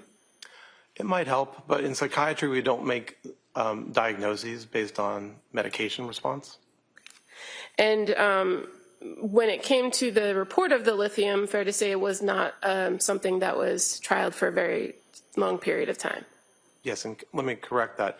It's not that we don't make diagnoses. We don't categorize or define disorders by medication response. I heard the description of the trial of lithium, and that was a short trial. Okay. And about her physical injuries, did you have a conversation with her about her understanding of her physical injuries? Yes. Do you recall whether she reported that she had any head injuries after January 24th? She denied that she had had a head injury. And was she familiar with the extent of her spinal injury? Yes. Meaning she was able to explain to you where the injuries occurred? And that's correct. Were you able to review in your interview with her past psychiatric history? Yes. And did she have a significant past psychiatric history? Prior to the year 2022, she had not. She had been, over time, very hard driving, someone who tended to get anxious, and anxiety sometimes pushed her to achieve or to do things. There had been two short periods of depression or anxiety throughout her lifetime. In one, she had been prescribed antidepressant medication around 2 years before 2022, which she had not actually taken. She had tended to resolve her anxiety or depression through exercise and hard work. And when you say the two short periods, are you speaking of periods after childbirth? One was while she was in nursing school, and the other was after the birth of her second child. So you were able to have the conversation with her about nursing school and going on medications during that experience, right? Yes. And as far as the second episode where she described anxiousness and seeking medication, did she indicate to you whether she actually took medication? No, after she the had, birth? sorry. After the birth of her second child? She had been prescribed it, but she hadn't taken it. Now, based on your review of records and your interview with her, were you able to identify and learn some general information about her family history? Yes. Did she report anyone in her family suffering from any other mental illness in the past? No. So no history of bipolar disorder or prior depression? Correct. No such history. Did you also review with her her work history? Yes. And did you talk to her about whether there were any adverse events in her past that affected her? That is something I asked about. And also I was able to look at her records to try to elicit if there were any particular adverse events in her life. Did you find any? No. Evidence of any? And you said that prior to 2022, there hadn't been, or there was minimal psychiatric history. Did you look at and talk to her about the period of 2022 from approximately September leading up to the events of January 24th, 2023? Yes, I did. So as far as going through that time period, you were able to review her medication history during that time? Yes. And fair to say there was a significant amount of medications that you looked at as far as what she was taking and what it was prescribed for? Correct. Did anything stand out to you in the timeline of her medication history that was significant in this case? Well, she was initially prescribed medication in September of 2022. She didn't actually start taking that medication, sertraline, until October. There were several different medications that were prescribed. It is not clear that she actually took every medication that was ever prescribed or that she necessarily took it more than 1 or 2 times. There was a period of trial on a second antidepressant called Prozac. There were various medications used to help her to sleep. And then there was a several-week period of taking a medication called Seroquel or quetiapine. Are you familiar with that medication in your practice? I am. And is it fair to say that that medication has multiple functions, like most psychiatric medications? When you reviewed her history, what was the initial dose that she was prescribed for it? Just 25 milligrams. And what is a 25 milligram dose of Seroquel? What is that generally prescribed for? Well, it's often prescribed these days to help individuals to sleep. But Seroquel is also, like Zyprexa, a antipsychotic medication. It can be used to help people to sleep. It can be used to help psychosis. It can be used to help the treatment of depression. Okay. And as far as your review of the medication timeline for this defendant with the Seroquel, would the amount of time that she took the Seroquel have had any lasting effects biologically on her brain or her body?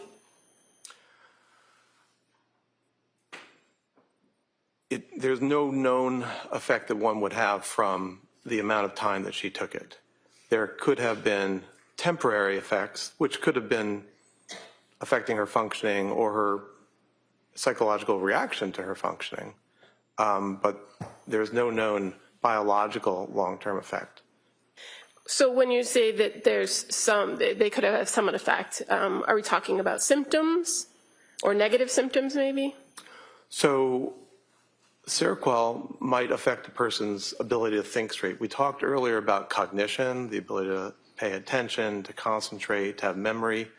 And Seroquel can negatively affect your cognitive functioning, although it is expected that that will eventually go away when you stop taking the medication. And is Seroquel a type of medication that lingers in a person's system? Not substantially. There are some medications that do linger, like diazepam or Valium, which is another medication that she was later prescribed. All medications are, on a relative basis. So diazepam will stay in your body much longer than, say, lorazepam, a different benzodiazepine. Okay, but as far as the Seroquel goes, once a person stops taking it, is it fair to say that the symptoms or any negative symptoms that they have would eventually resolve themselves? Yes. And you're aware of the medications, the last reported medications that the defendant was on right before the events of January 24th? I am. And what were those? Melatonin, lorazepam, trazodone, and an antidepressant medication called amitriptyline.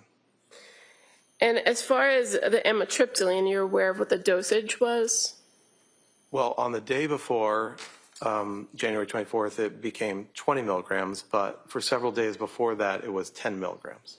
Now, in your experience, a 10 milligram to 20 milligram dose of amitriptyline, is that a significant dosage? It's small. The usual starting dose for an adult is 150 milligrams. Are you aware of what the chief complaints or problems that the defendant had been reporting at the time when these medications were all being prescribed to her in 2022? Well, it's a several-month period, but it started in September of 2022 with complaints of anxiety and depression. And fair to say, in reviewing all the records and with your conversation, that sleep also was a main issue or a complaint. Yes, that's right. And in some of the medications that you reviewed, is sleep, could the medications themselves affect a person's sleep? Yes, sertraline can. Now, as far as past diagnosis of this defendant, you were able to review overall in all the records that were available to you what different providers had given as far as past diagnoses, correct? Yes. And as far as your overall evaluation in determining criminal responsibility, where you have to answer first that question of mental disease or defect, do you rely on those prior diagnoses or do you come to your own conclusions? I come to my own conclusions. Are the fact that there were past diagnoses something that you consider? Yes, especially to the extent that they highlighted the basis for those prior diagnoses. I don't necessarily have to agree with the diagnoses, but I'm interested in what was observed in terms of coming to those diagnoses. And when you're doing these types of evaluations for criminal responsibility, why do you not rely on a past diagnosis? Why do you come to your own conclusion? Well, that's part of being an independent evaluator, where in your mind you're able to collate the information and make your own diagnosis. As far as kind of before we move on to your actual diagnosis, in addition to the interview that you had with the defendant over those 2 days, reviewing all the records, did you attempt to speak with what are called collaterals? I did not. Is that something that you sometimes do in these evaluations? Sometimes. Fair to say in this particular case, you did have a significant amount of information from people that were close to the defendant, right? That was my view, yes.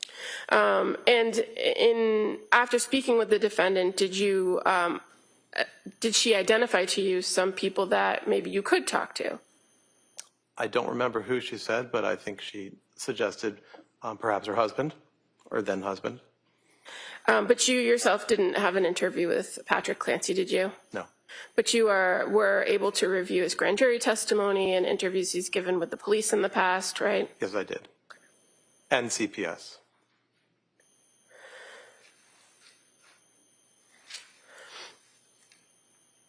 And as far as speaking with the defendant's parents or her sister, are you aware that attempts were made or requests were made to speak with them, but they didn't respond? I wasn't aware of that.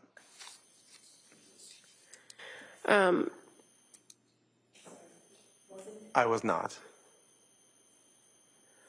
So based on everything that you reviewed in this case, were you able to come to a conclusion about diagnosis? Yes, I did. And at the time that you conducted this evaluation, what is your opinion about diagnosis? My opinion about her diagnosis in the span from 2022 to 2023 is that she suffered from what's called a major depressive episode. That probably is a part of what's called a major depressive disorder, but the important point about it is the major depressive episode. What made you come to that conclusion based on her presentations? The information about her feelings and the progression of her illness highlighted that it was best represented by a major depressive episode. It's a condition defined in DSM-5 where an individual displays problems with mood, problems with feeling pleasure, feelings of guilt or worthlessness, problems with appetite, problems with sleep, preoccupation with death or suicide, poor concentration, poor energy, perhaps also what's called psychomotor agitation or retardation. So one doesn't necessarily need to show all of those, but as it is in the DSM criteria sets, one needs to have a certain threshold. And her history and her description of her experience, in my view, matched a major depressive episode. Okay. And you indicated that it was kind of a progressive thing from the fall into January of 2023, right? Yes. And in addition to the low mood, were you able to identify that she presented with anxiety at various points? Yes, very much. And did you also make observations of obsessive thinking? Yes, obsessive thinking is a kind of anxiety where you repeatedly think about a topic, maybe that you're asking, what if, what if, what if? And it's the kind of form of anxiety that you frequently see in an anxiety disorder called generalized anxiety disorder. I think it's possible she also had generalized anxiety disorder, but that is sort of secondary to the major depressive episode. Okay. Now, in the time closest to January 24th of 2023, did you take a look at what her presentation or what her mental state was then, based on all the information that you had available to you? Yes, I did. Did you identify whether she was ever presenting in a manic state or a hypomanic state? Throughout the period from 2022 to 2023, no. There was never indication of any element of mania or hypomania. So just to kind of make it kind of clear to the jury here, when you talk about major depressive disorder, that's a identified disorder in the DSM, right? Yes. And when we use terminology like mania, right, what is mania? So mania is a mood state, just like major depressive episode is a mood state. And these are the sort of building blocks of the mood disorders, bipolar disorders and major depressive disorder. So just like major depressive episode, mania is defined in the DSM, where with a certain time threshold, in this case for mania, 7 days, where you consistently have at least 4 of the following symptoms, you would be called being in a manic state. So that includes distractibility, a type of thinking called flight of ideas, grandiosity, excessive goal-directed behavior, pressured speech or some abnormality of speech, a reduced degree of need for sleep, and also the 7th would be an engagement in activities that have a high potential for, that are pleasurable but have a high potential for painful consequences. So mania requires 7, and you need 4.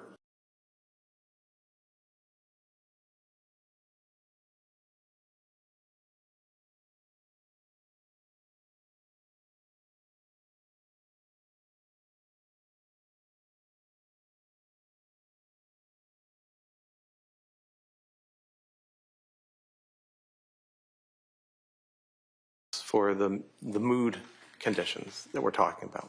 And so when you say you looked at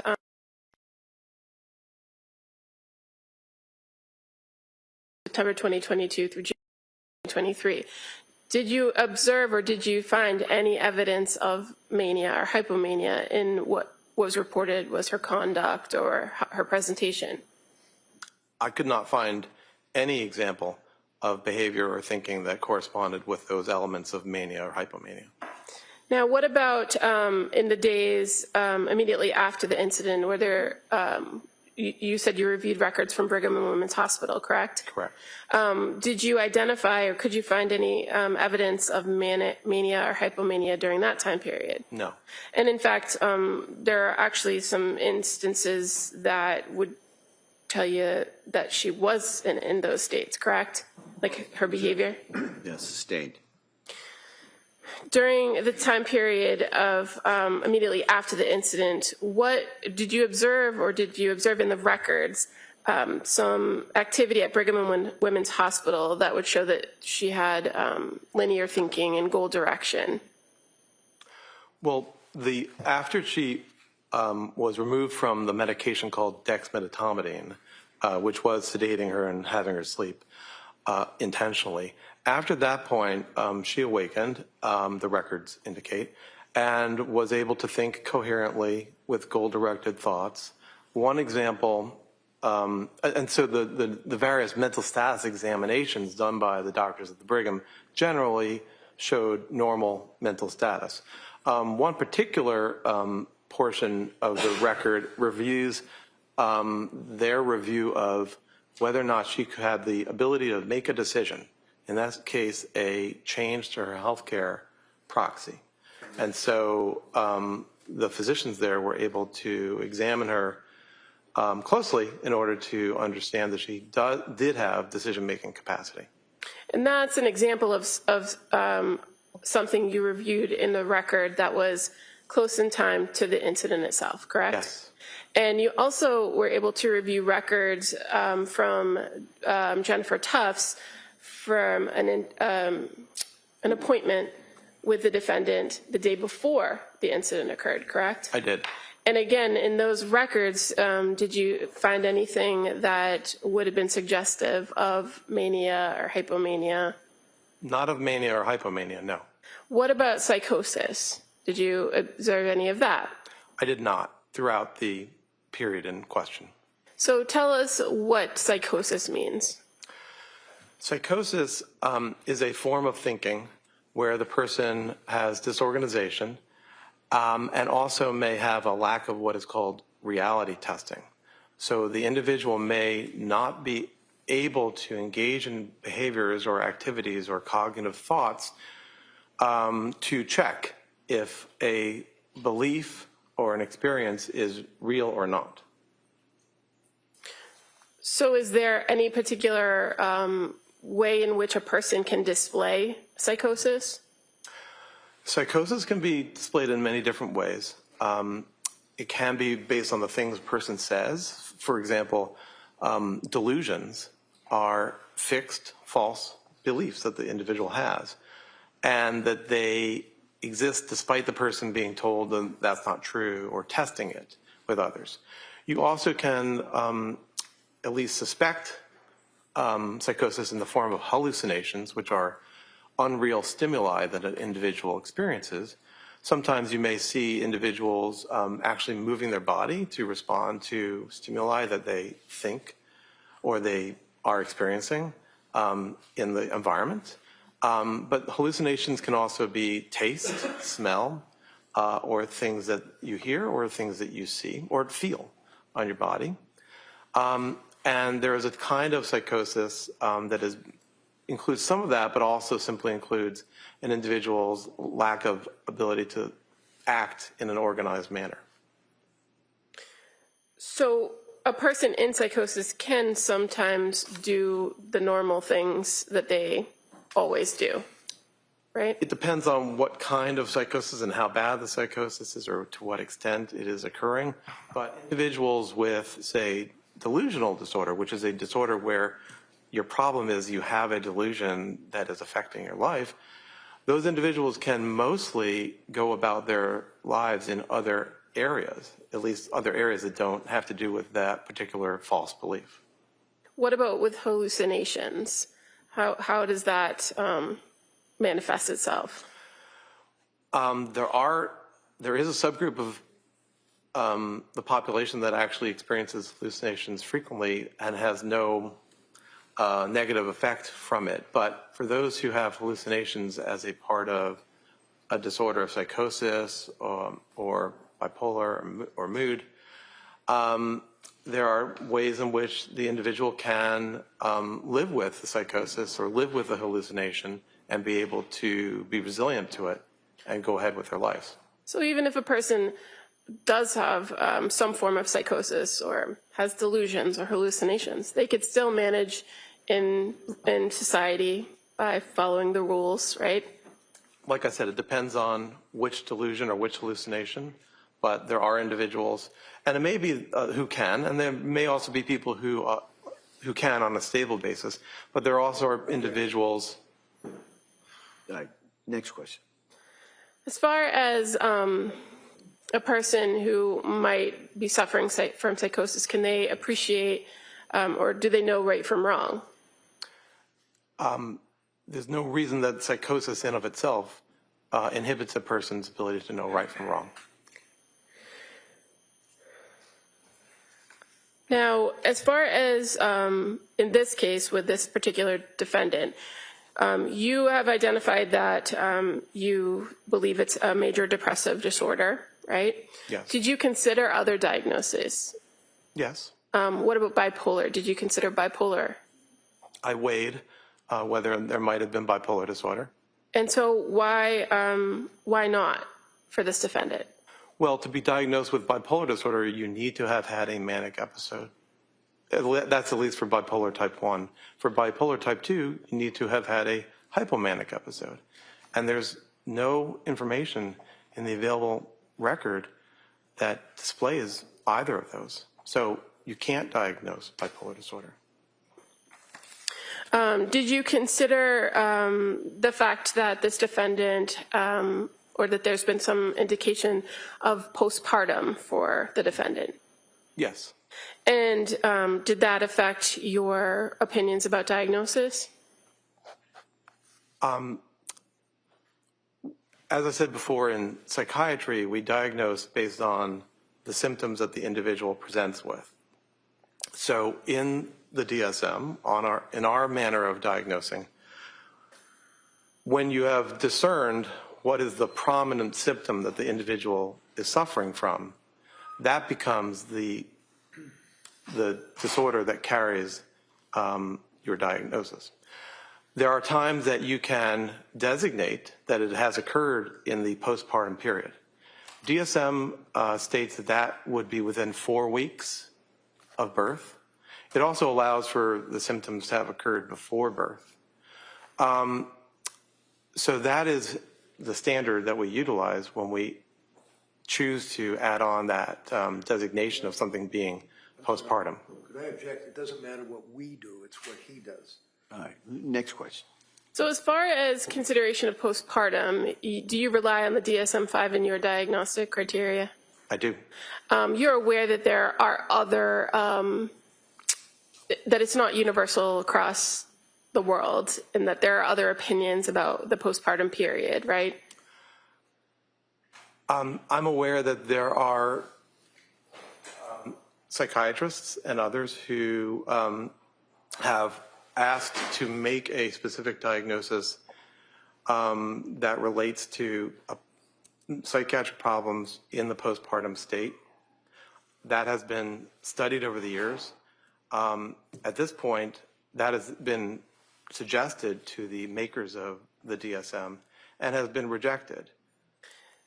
So I guess my question is more based on your overall view of or review of this particular defendant. The onset of symptoms, when did they occur in this postpartum period, or did they? The distress that we're talking about began in September, which is about 4 months after the birth of the most recent child. And so if you're relying on the DSM as 4 weeks postpartum for a lot of these illnesses, mental illnesses, then the defendant was well outside that period, right? Correct. And as far as for the last child, when the killings occurred, that would have been 8 months after the postpartum period, correct? Roughly, yes. Now, in this case, you are aware of certain behaviors and thoughts that the defendant had that have been suggested as psychotic, correct? Yes. And did you consider those as potential psychotic features for this defendant? Yes. And so can you explain to us some of those potential features and what your opinion is about them?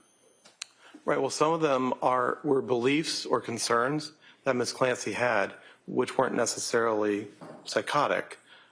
So one was the idea that in the midst of her distress and her impairment, that Child Protective Services or the Child Welfare Agency would act on, somehow take away her kids, to speak in a global way, but to somehow interact with her. I don't know that that's psychotic. Another is the idea that she was damaged permanently by the medications that she took. I can appreciate that she felt side effects and a degree of change from the medications that she took. So I don't know that that feeling or that belief is necessarily psychotic. So those are two that I would mention right off the bat.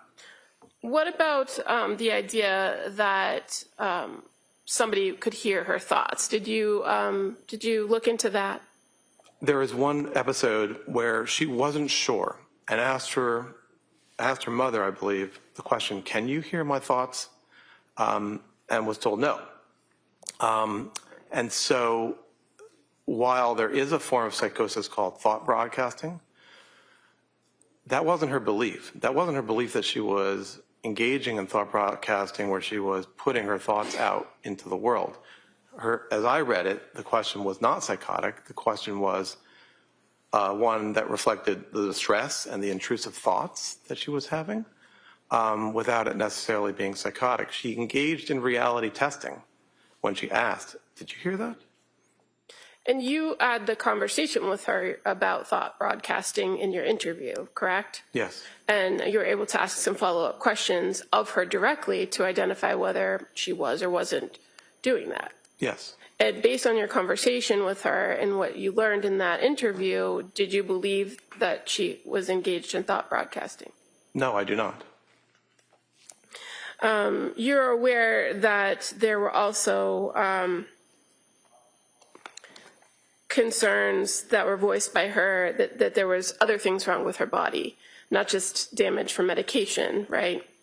Yes. Do you recall that? Yes. Did you consider that to determine whether that was a psychotic feature for this defendant? Yes. So an example was her worry that she had ketoacidosis. I didn't necessarily think that that was psychotic. It may have been wrong, but it wasn't necessarily psychotic. She had been given a medication, Seroquel, where one of the side effects is that it negatively interferes with your glucose system. And ketoacidosis is the worst case scenario when you have glucose, poor control of your glucose. So I don't know that she had a fixed false belief that she had ketoacidosis, but she was worried about having ketoacidosis. So when you say that you considered these things and you didn't believe them to be psychotic, are you talking about them in the realm of, were they delusional, were they fixed false beliefs, or something else? Right, so I use that term specifically. As I said before, a delusion, which is a form of psychosis, is a fixed false belief which is really immutable. You can't be convinced otherwise. But these were not fixed false beliefs. These were concerns. And did you find that the concerns were rational based on your overall view of everything? Right. Not only were they concerns, but they aligned with the realities that she had experienced.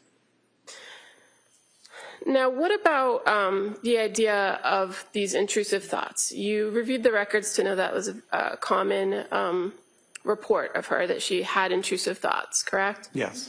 And that at various points she did identify that she did want to die. Yes. Is being suicidal a form of psychosis? No. What, if anything, does the idea of suicide tell you about this defendant or about her situation? Well, it tells me that she was suffering and that it was a part of, in my view, it was a part of a major depressive episode. 10 to 15% of women in the postpartum period have depressive disorders, and it can be very serious, and it can lead to suicidality or the need for hospitalization or other interventions. So the records show in my interviews that I gathered information that she was suffering, and suicidality is a form of suffering. Now, when you talk about suicidality, does it have to make sense why the person is suicidal? No, suicidality occurs, but it doesn't always make sense. Sometimes there might be places where one might say, well, why was that person suicidal? They had only good things in life, speaking hypothetically. But especially when an individual has depression, it just occurs. Now, when you're talking about people that have suicidal ideation, are there certain things known as protective factors? Yes. And did you identify in your review of this case in the records whether the defendant presented with any protective factors when it comes to suicidality? Well, are you asking, did Ms. Clancy identify protective factors? Yeah, at some point, is it fair to say she did identify protective factors? She did. And what were the protective factors? Mainly her mother and her children. That is to say, she wanted to, her urges or interest in suiciding was something that she chose not to do because of the worry that she would hurt them by suiciding. And your review of the records from McLean Hospital, fair to say that one of the reasons for discharge was that she herself identified that she wouldn't have commit the act because of her kids. That was one of the factors. When I make decisions to allow somebody to be discharged, it's an overall weighing of risk factors and protective factors. All right, Counsel, it's 1 o'clock. Why don't we take the afternoon recess at this point? Okay? All right. Thank you, John. So, members of the jury, we're going to take the afternoon recess. As I always tell you, no research, writing, talking about this matter, and we'll have you back here approximately 2 o'clock. Okay? All rise, please, jurors. Next.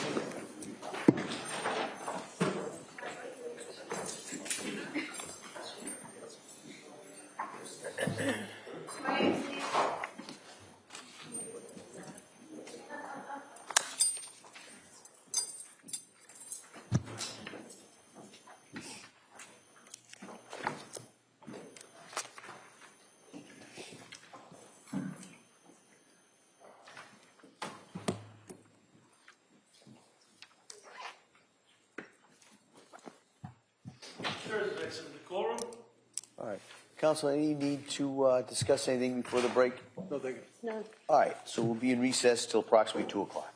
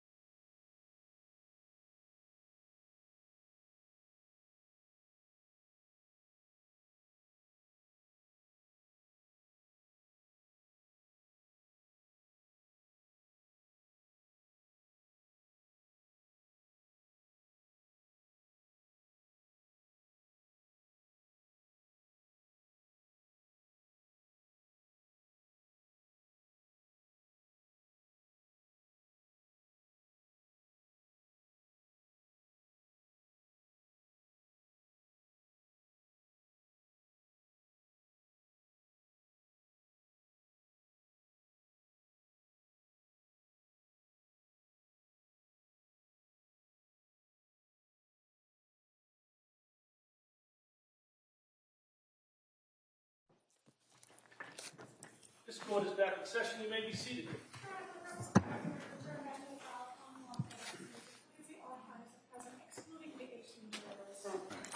All right, counsel, we ready for the jury?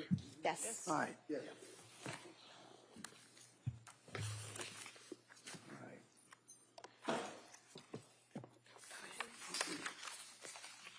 Yeah.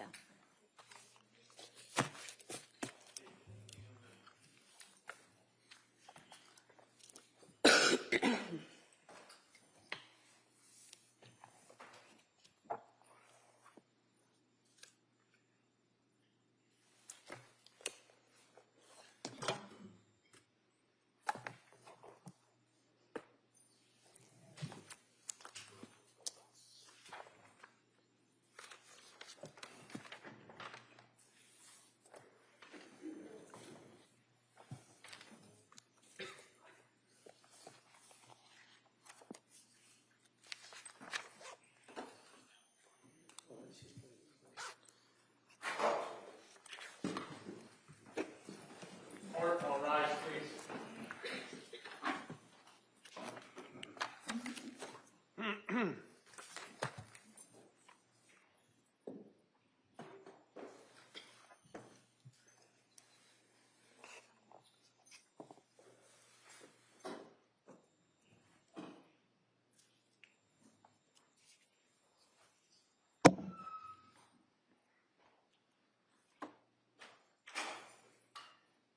Court is back in session. You may be seated. Your Honor, for the purpose of the record, including the file on the Lindsay Clancy, all parties are present, including the attorney and including the 18 jurors. All right, Como?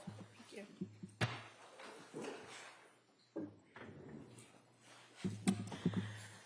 Dr. Mack, before we broke, we were talking about protective factors in suicide. Do you recall that? Yes, I do. Can you just explain to the jury what a protective factor is?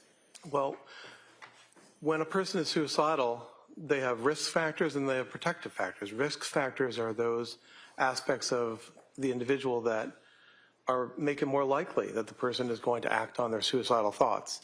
And protective factors do the opposite. They are things that hold the person back from acting on their suicidal interests.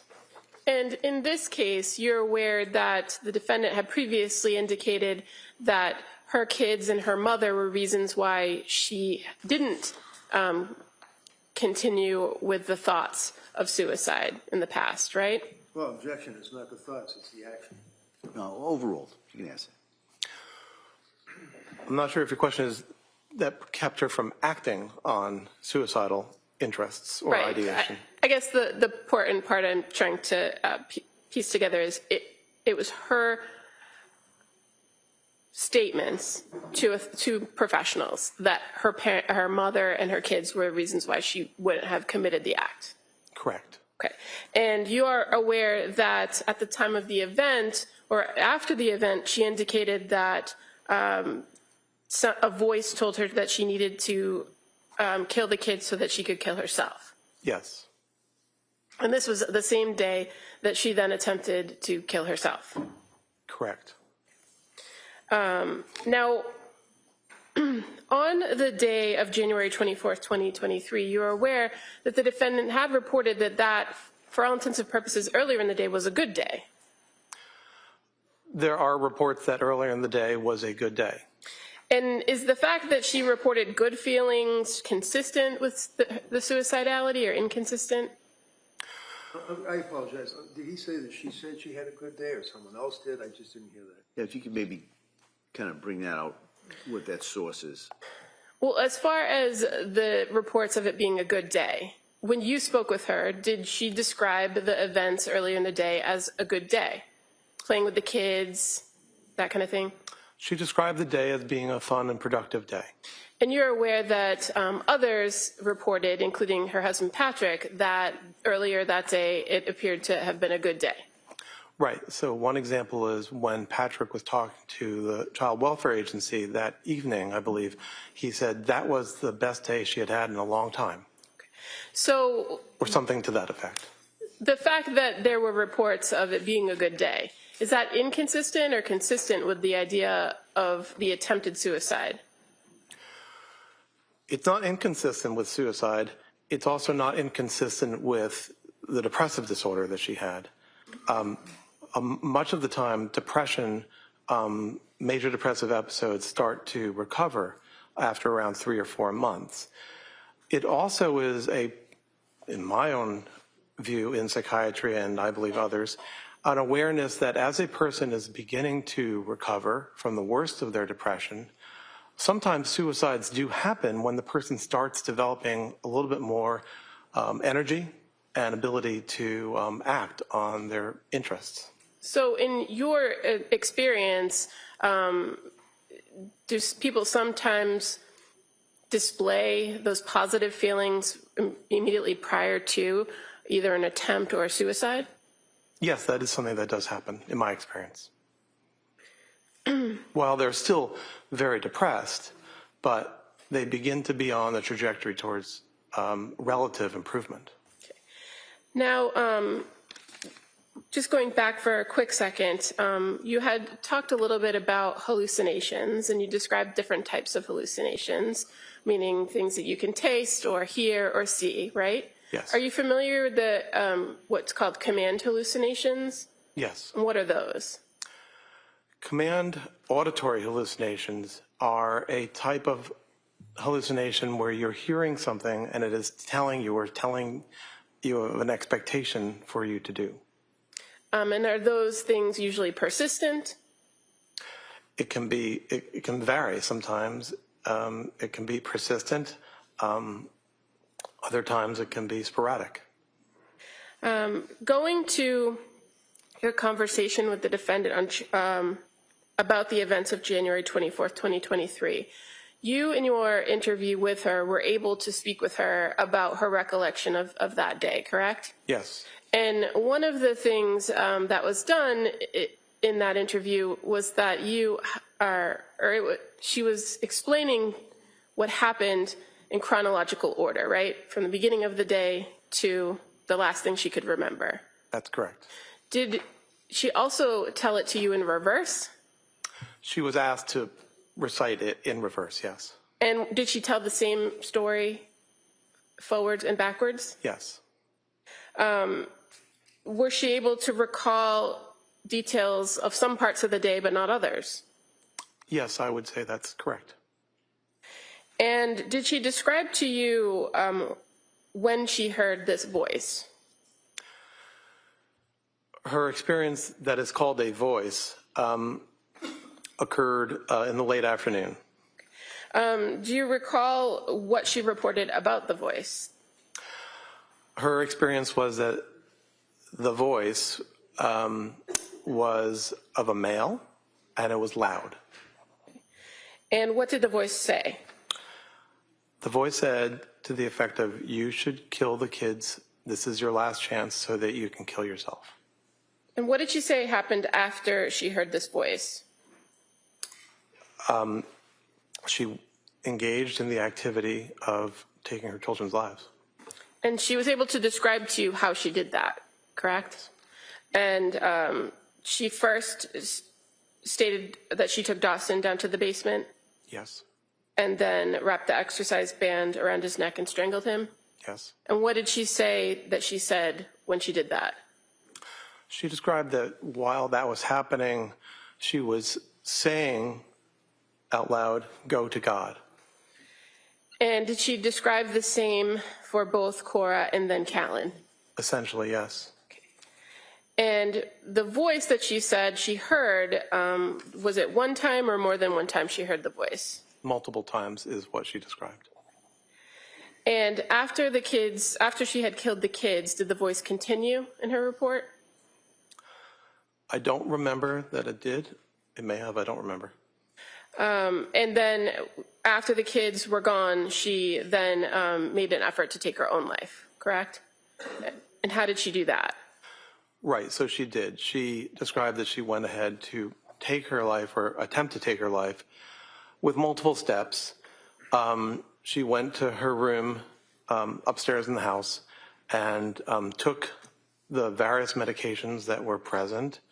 She cut at her wrists and at her neck, and then she caused herself to fall from the window. Okay. And as far as going out the window, did she tell you whether she had to do anything with the screen? She described to me that she cut the screen. Okay. And then she dove out the window.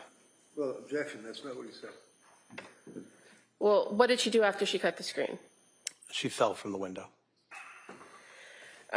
Did you ask her, or was there conversation about the phone call that she received from Patrick?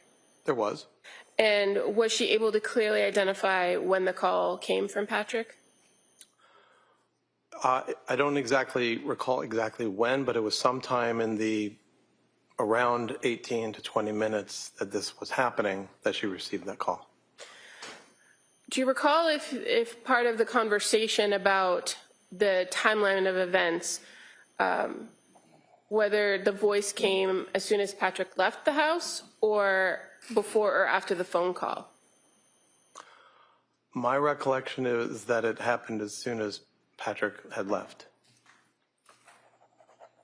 Now, were there some things in what she was telling you about the events that was different from what you reviewed from other information in this case? Can you say that again? Yeah, I'm just asking if you recall that there were things in the version that she told you in your interview that were different or not consistent with the information you knew about the case. Well, two things come to mind. One is the locking or the closing of the bedroom door, and the other is the cutting of the screen of the window. Okay, and as far as the locking or closing of the bedroom door, do you recall what she told you about that? She denied that she had done that. And so from the information you reviewed about reports from Patrick and everything else, did you know that the door had been locked? That was my understanding. And the second thing that you indicated about the screen, what information did you have about the screen that was different from what she reported to you? I believe there was a question as to whether the screen had been cut, perhaps with a sharp. And as far as the going out the window piece of it, you were aware that she didn't have any head injury, correct? Yes, I am. That she had the spinal injuries, the C1 injury, but no injuries to her head. Correct. And as far as her report of taking medication or taking pills, did you know whether she took all the pills that she had in the house or? Well, I'm not sure about the house. She described all the pills in her bedroom. And were you aware that there were other pill bottles located in other parts of the house? I'm not sure I knew that. How about the phone call? She indicated that at the time of the phone call, she believed she had the baby in her hand and she was doing something like taking food out of the fridge or getting food ready for the kids. Do you recall that? Yes. And were you aware, do you recall seeing crime scene photos that show that the kids' bowls were in the living room? Yes. And that Patrick engaged with one of her children's teachers the day before, having engaged in normal conversations with the restaurant that she ordered food from, 3V, and then also interactions with the pharmacy, CVS, where she was getting the Miralax from. So in all these places, there was the ability to act normally. There doesn't seem to be any deviation from where she had been all along, which included this capacity. Furthermore, I would add that as a part of her interactions with the community or in driving, she had abided by law and abided by standards of the community at all those times. So there isn't necessarily, to me, any way in which that deviated that afternoon. So you're speaking about her ability to conform conduct, which is one of the things we're talking about here. But I want to go back to the appreciation for wrongfulness or criminality. As far as that goes, were you able to form an opinion about that? Yes, sorry about that. That's yes. okay. So what's your opinion about her ability to substantially conform, or excuse me, her substantial capacity to appreciate the wrongfulness or criminality of her conduct? So I again would go to thinking about what had been her state of mind for at least the month prior, the several months prior, and in all that time, there wasn't any feature that indicated that she didn't have that capacity. But furthermore, when there were moments when she thought about harming the children, when she had the thoughts about that, she was aware in those moments beforehand that that was wrong or against the law, and that she could be punished for such an act. You're referring to the December conversation with her husband and her mom? Yes, and her thoughts about the idea that if anyone knew what I was thinking, the children might be taken away from me. And also, did the fact that she hadn't had any significant medication changes during that time period, does that also inform your opinion about that? Well, as that aligns with what I was saying before about how, while depressed, her mental state was relatively stable. It was perhaps improving. I'm not sure about that, but it was stable. Move to strike that he's not sure about it. All right. That answer is stricken. All right. So the fact that she hadn't undergone any more significant medical or medication changes, I should say, did that signify to you that she had been in the same kind of state she had in the months before? Yes. Okay. Now, what about the interaction with Dr. Tufts on January 23rd? Did anything about that suggest that there were any concerns or distress that would have changed her ability to appreciate wrongfulness of her conduct? No. In that interaction, she displayed normal thinking and the ability to think ahead and to navigate the world. And what about the statements that she referred to when she was killing the kids, the go to God? Does that inform your opinion? It does. And why? My understanding is that the sentiment, go to God, is a way of bestowing or thinking about the children as innocents and as ones who hadn't done wrong, while what she was doing was the opposite, was wrong, or could be construed as wrong. And so go to God not only was a hope for the children, but also a description of the situation.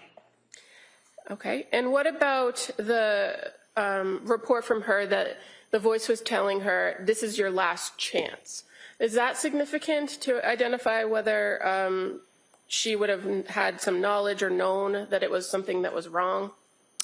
Well, to the extent that it was seen as her last chance, yes, because there was an awareness that it was something that would be disallowed by their father. And as far as after the incident, when she woke up at the Brigham and Women Hospital, you're aware that she reported to the staff there that she was horrified, correct? Yes. And so the fact that she immediately afterwards identified that she was horrified, does that go to her capacity to appreciate the wrongfulness of her conduct? Yes. One can consider that her mental state, once she was removed from the dexmedetomidine, was similar to what it had been on January 24th. And in that regard, the feeling of horror, the feeling of shame that comes from being horrified indicates that she was aware that it had been the wrong thing to do. And then finally, just to go back to the substantial capacity to conform conduct, you've told us a little bit about that, about the fact that her condition hadn't really changed all that much. You outlined what she did that day. But is there anything else to consider, based on everything that you reviewed, that would indicate to you that she did maintain the substantial capacity to conform her conduct to the requirements of the law? I think that in the household, she was engaging in this activity methodically, which highlights to me that there was an ability to conform her behavior to expectations of living in a household. What do you mean methodically? As I understand the deaths, they were done methodically, and I think you asked me about that earlier, one by one, in a way that was organized and that was intended to achieve a particular goal. Similarly, her attempt at suicide was organized and thoughtful in a sense that it included as many possible methods as possible. And as far as the killings of the children methodically, did she report to you in any way that she was given direction by this voice on how to complete the act and what exactly to do? No, she did not. And what about the call with Patrick? Is there anything about that indicates that she maintained some control or the ability to control herself where she did engage in a short conversation with him? Well, that aligns with what we were talking about before in terms of being aware that he would disapprove or disallow this, and yet she didn't say anything. She didn't say help, or she didn't say, I'm having these thoughts, so it wasn't stated.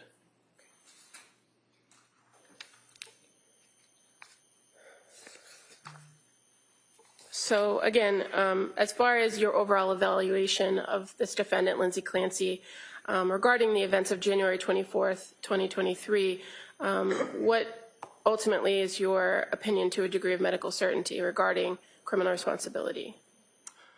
My opinion is that she retained the capacities that are required for having criminal responsibility for these actions.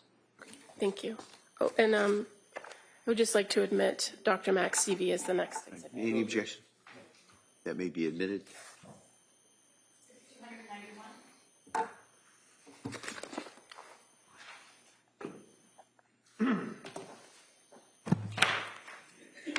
right, Mr. Reddington.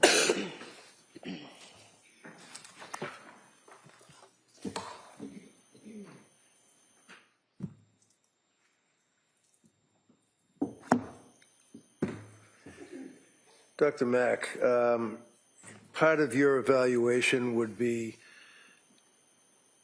an intent to investigate the person that you're being asked to evaluate for purposes of an opinion regarding criminal responsibility or lack thereof for the district attorney's office, correct? What do you mean by investigate? You don't know what investigate means? You want me to explain that to you? You might. You're a psychiatrist that's employed by the district attorneys, right? Retained by, yes. Oh, okay, so we're going to talk semantics. Isn't employed by, retained by, mean that you get money from it, right?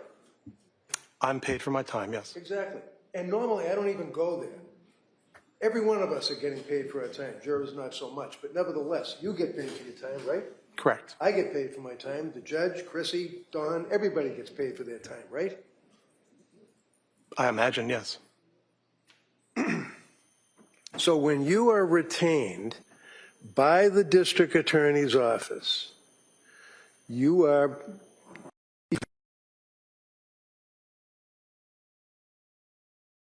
individual in this case is Lindsay Clancy, correct? Yes. And you recognize her, do you not? I do. And you actually had a chance to meet with her and do your evaluation, right? Yes. And part of your evaluation, you had to investigate into who she was. For example, her education, what she did for work, friends, family, right?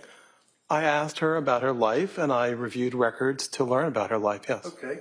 So you're in a mental institution investigating or questioning a woman who's on medication, who is there because she's suicidal and under 101 24/7 observation. Would you agree with that? Yes. And you get the history from her? Yes. So did you talk to any collateral contacts? No. So how is it that you can tell this jury what her life story is? Did you get it from her? I got it from her. What To did the she extent tell you that, about her I'm education? sorry, What did she tell you what, can you about say her- your, Never mind looking at the judge. What did she tell you about the education? Wait, listen. You look over there and listen to the question and answer the question. Can you say the question, Let him please? answer the question. What did she tell you about? I'm sorry. Ask the question, What did she answer tell the you? question, and we'll go from there. What did she tell you about her education? She described her education in terms of being a hard worker through high school and college, and then going to nursing school. Okay, where'd she go to nursing school? I think the nursing school was through Partners Healthcare, I think at the MGH. And do you recall what the nature of the nursing was? Well, she had always wanted to be a labor and delivery nurse, and she was able to achieve that. So she worked as a labor and delivery nurse That's my understanding, yes. for a period of time. For several years, yes. 9 years, 7 years? I'm not sure exactly. Did you talk to any of the nurses that she worked with? I mean, was she respected? Was she a hard worker? Was she somebody that was ducking out early, didn't want to work? I didn't talk to any of her colleagues. I'm aware that she had been there for some time, and I did not hear about any aspects in which her work was deleterious. Well, who would you hear from, them? Well, one might have heard it from the notes from her spouse, and might have heard it from the defendant herself. Let's talk about one might have heard it. Is the one you're testifying? Yes. Did you hear about it through the notes of the spouse? No, I didn't hear about any way in which her work Okay, so why wasn't. are you telling me that? Why are you saying one might have heard about it through the notes of the spouse? Well, I think your question was, how would one learn about any deleterious acts or components of the person's work? So I didn't hear about any way in which she wasn't working hard and retained as a nurse at an excellent institution. So basically, you don't know, is what you're telling me. You don't know what her reputation for work ethic was. You don't know what her hours were. You don't know what her reputation in her work community was. You just don't know. Isn't that right? Combined with the records and also the report from Dr. Resnick, who described her own view of herself as being a hard worker, I don't know further than that. So in addition to being a labor and delivery nurse at Mass General Hospital for a number of years, you knew that she obviously was married, right? Yes. And her husband was Patrick, right? Yes. You know how many years she was married, right? I do. How many? I don't know it offhand, but I believe I understand or knew the date when they were married, which may have been 2013.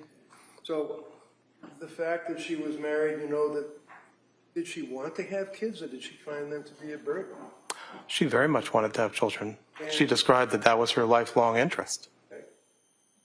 Had one child, Cora, right? I can't hear you. The first child was Cora, right? Yes.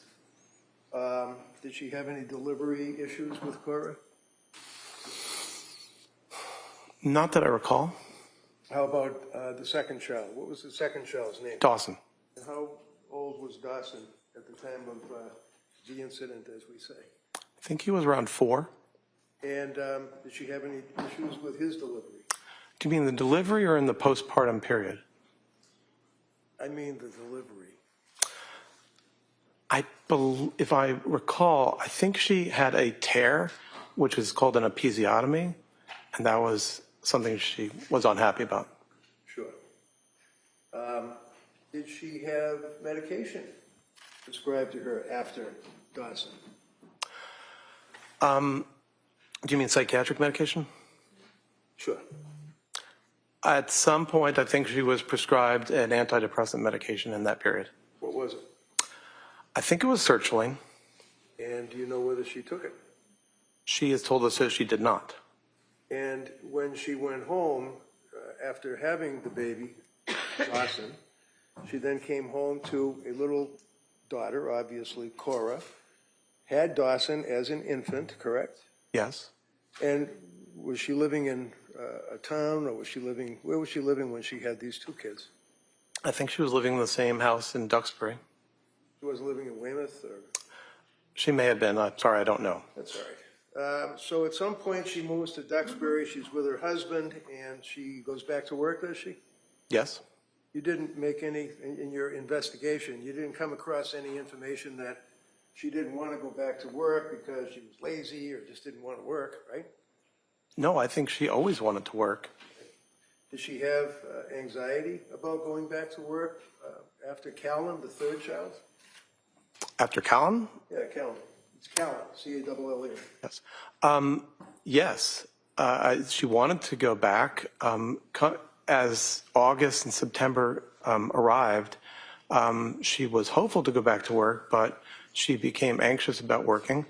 There were other factors, too. She became anxious. No other factors yet. We'll get to the other factors. Why was she anxious about going back to work? I was about to say, Go ahead. she was anxious about the well-being and nurturance of her children as she went back to work. One being that the baby was not taking a bottle. Another, that in that span between the point that her husband went back to work and she was expected to go back to work, it was overwhelming to have 3 young children that she was caring for all by herself. As time went on, she was ambivalent about hiring somebody to help, hiring a nanny, and that was another area of anxiety. So there were several areas of anxiety, and as we've discussed earlier today, anxiety was something that she had throughout her life. I'm going to pull you in, okay? This is a cross-examination, sir. All right, next, just ask the next question. So when you say that she had anxiety, and the anxiety was about having her youngest child, Callan, correct? Yes. She was anxious about going back to work, correct? Yes. But you also, as you were waxing eloquently, indicated that she was having anxiety about having a nanny. Yes. What was she anxious about with the nanny? In my understanding, No, what is your understanding? Tell the jury what you investigated about her anxiety with the nanny. so through my evaluation, what I understood was that there was ambivalence about having a nanny, that is to say, having somebody who helped. There was some degree of wanting to be able to handle the children on her own. The other part of it is some ambivalence about other people other than herself or perhaps her mother caring for the children. Because I know that my evaluation discerned that she felt very positively about her ability to take care of her children, but also some ambivalence about other people taking care of the children. What time frame are we talking about? Summertime? Fall? The end of summer, late August, early September. Isn't it true that in the summer, she and Patrick and the kids felt that they were on top of the world, having a great summer, right? Well, that's what she said. That's her quote. Okay. And then come the fall, towards the end of September, that's when she started to have symptoms of anxiety, right? Yes. Up to this point in your investigation, you have a young woman who was a nurse for a number of years, we assume, from your investigation, a good reputation as a hard worker, right? I can't hear you. I'm sorry. Yeah, one of the things that you had mentioned is that she was, how about exercise? Did she like to do exercise? Yes, in the past, exercise was her... Yes, right? Yes? Can you repeat the question? Sure, I can repeat the question. I asked you, sir. I'm objecting because he's interrupting the witness and not letting him answer the The question called for a yes or no answer, all right? And so, go ahead. Go ahead. Can you state the question, please? Sure. You mentioned in direct examination for the DA that she was like to do exercise, correct? Yes.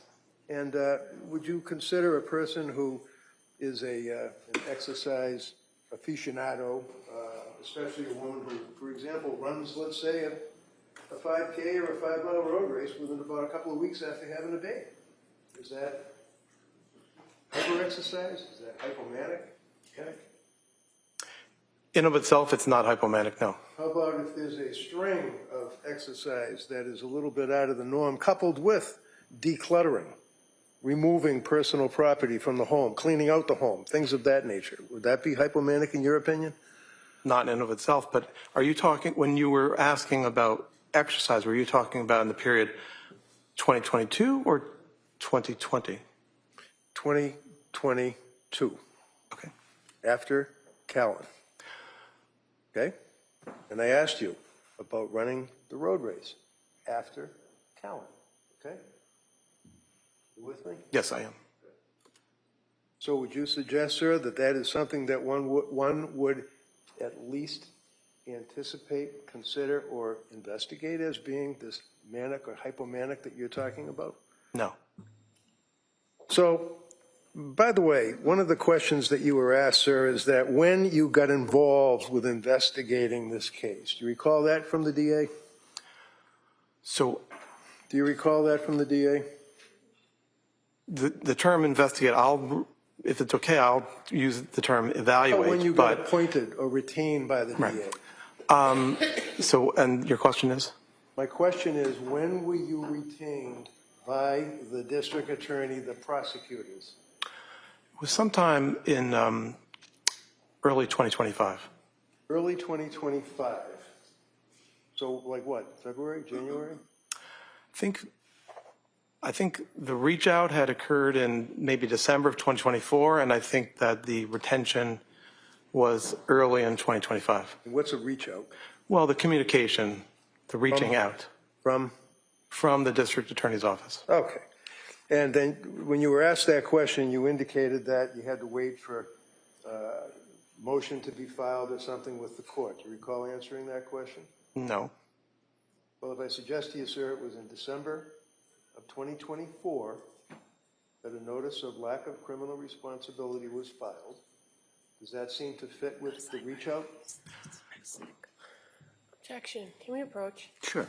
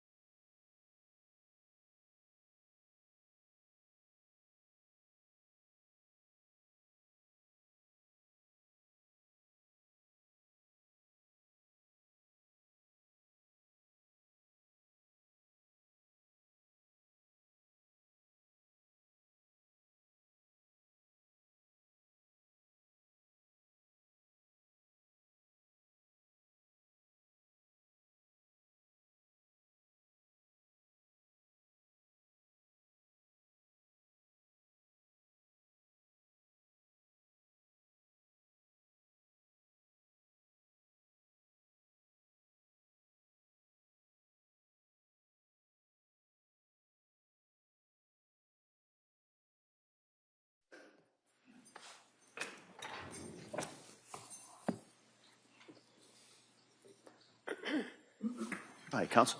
Thank you, Judge. So, your understanding of the procedure is that a notice has to be given to the court that a person like Lindsay is raising the issue of criminal responsibility, correct?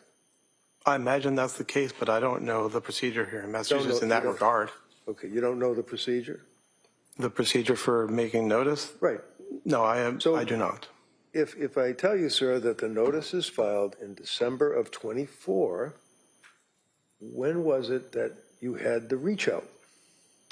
The first communication about the case was in, as I said a few minutes ago, in late 2024. And do you recall the circumstances of that communication? DA call you, a letter, what?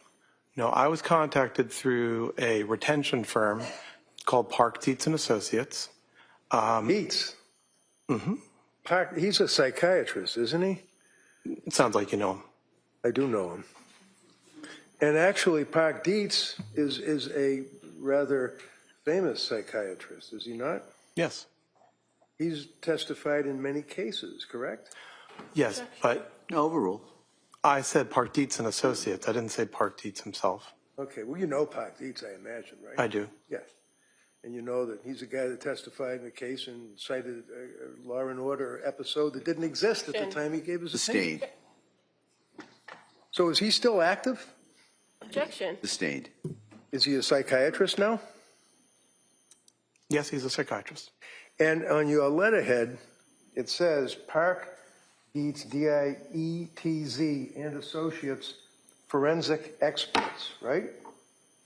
I can't see what you're looking at, but that's what your letterhead basically says. Math, right? I am. Okay, and this is your curriculum vitae, right?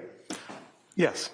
And in big letters up above, it says Park Dietz and Associates, right? Yes. Now, how does that work? You get a call from this retention group, Park Dietz, and then you get assigned a case? When an attorney or a district attorney's office contacts them, they might think that it might be a case that I might want to be retained on. Okay. Do they, to your knowledge, try to get someone that's familiar with that particular topic, or just anybody that has a random psychiatry degree? Well, there are only certain people that they think of or consider, people that Dr. Dietz has thought of in terms of having a robust career and You have a background. robust career? I've been active as a teacher and as a clinician over about 20 years, and I've been a full professor at Penn and Jefferson and Georgetown. So that's in your curriculum vitae, correct? The 3 professor level appointments? All of your stuff, the things you wrote, things that you're interested in, your fellowships, professorships, all that, right? Yes. Okay. And that's introduced into evidence by the DA, right? Yes. So the jury's going to have it to look at, right? Okay. I didn't know that. Let's just take a look at it now. Is it your understanding that when you are, and I mean you individually, not Park Dietz Associates, requested to look at and investigate into the lack of criminal responsibility of a individual charged with a crime, that you got to try to be independent? Being independent is the expectation. The answer yes, you try to be independent? Yes, I do. Okay. Is it appropriate for you to evaluate an individual with another Park Dietz associate guy? You're referring to Dr. Hobron? I am referring to Dr. Halbert. He's another one of the DA's witnesses in this case, right? Correct. And you know Halbert, right? I had not met him until we jointly went to do the evaluation this April. Jointly went to do the evaluation. Yes. What did you do? Both ride in the same car over to Duxbury to talk to her? No. Did you have separate cars? We did. And then you met up beforehand and you went in to meet with Lindsay? Yes. Both I think of you that together? was. Both of you together? Yes. So you were under the umbrella of Park, Dietz and Associates. Heilbrunn, who's going to be testifying Monday for the government, works under the umbrella of Park, Dietz and Associates, and the both of you interviewed her at the same time, is what you're telling this jury? Yes. In your opinion, is that appropriate, sir? Yes. Did you talk to Kirk about your opinion? We have talked about each other's opinion. We have different opinions as far as I understand it. Did you talk to him about his report? No. No? I have not talked to him about his report. Have you talked to him about testifying here today? Not in terms of content. What does that mean? The other day he called me and said, what day are you going up to Boston? Okay. And Shipping up to Boston. Did you tell him? No, I wasn't sure what day I was going up to Boston. Okay. Did you review his report? I have reviewed his report. All right. And has he reviewed your report?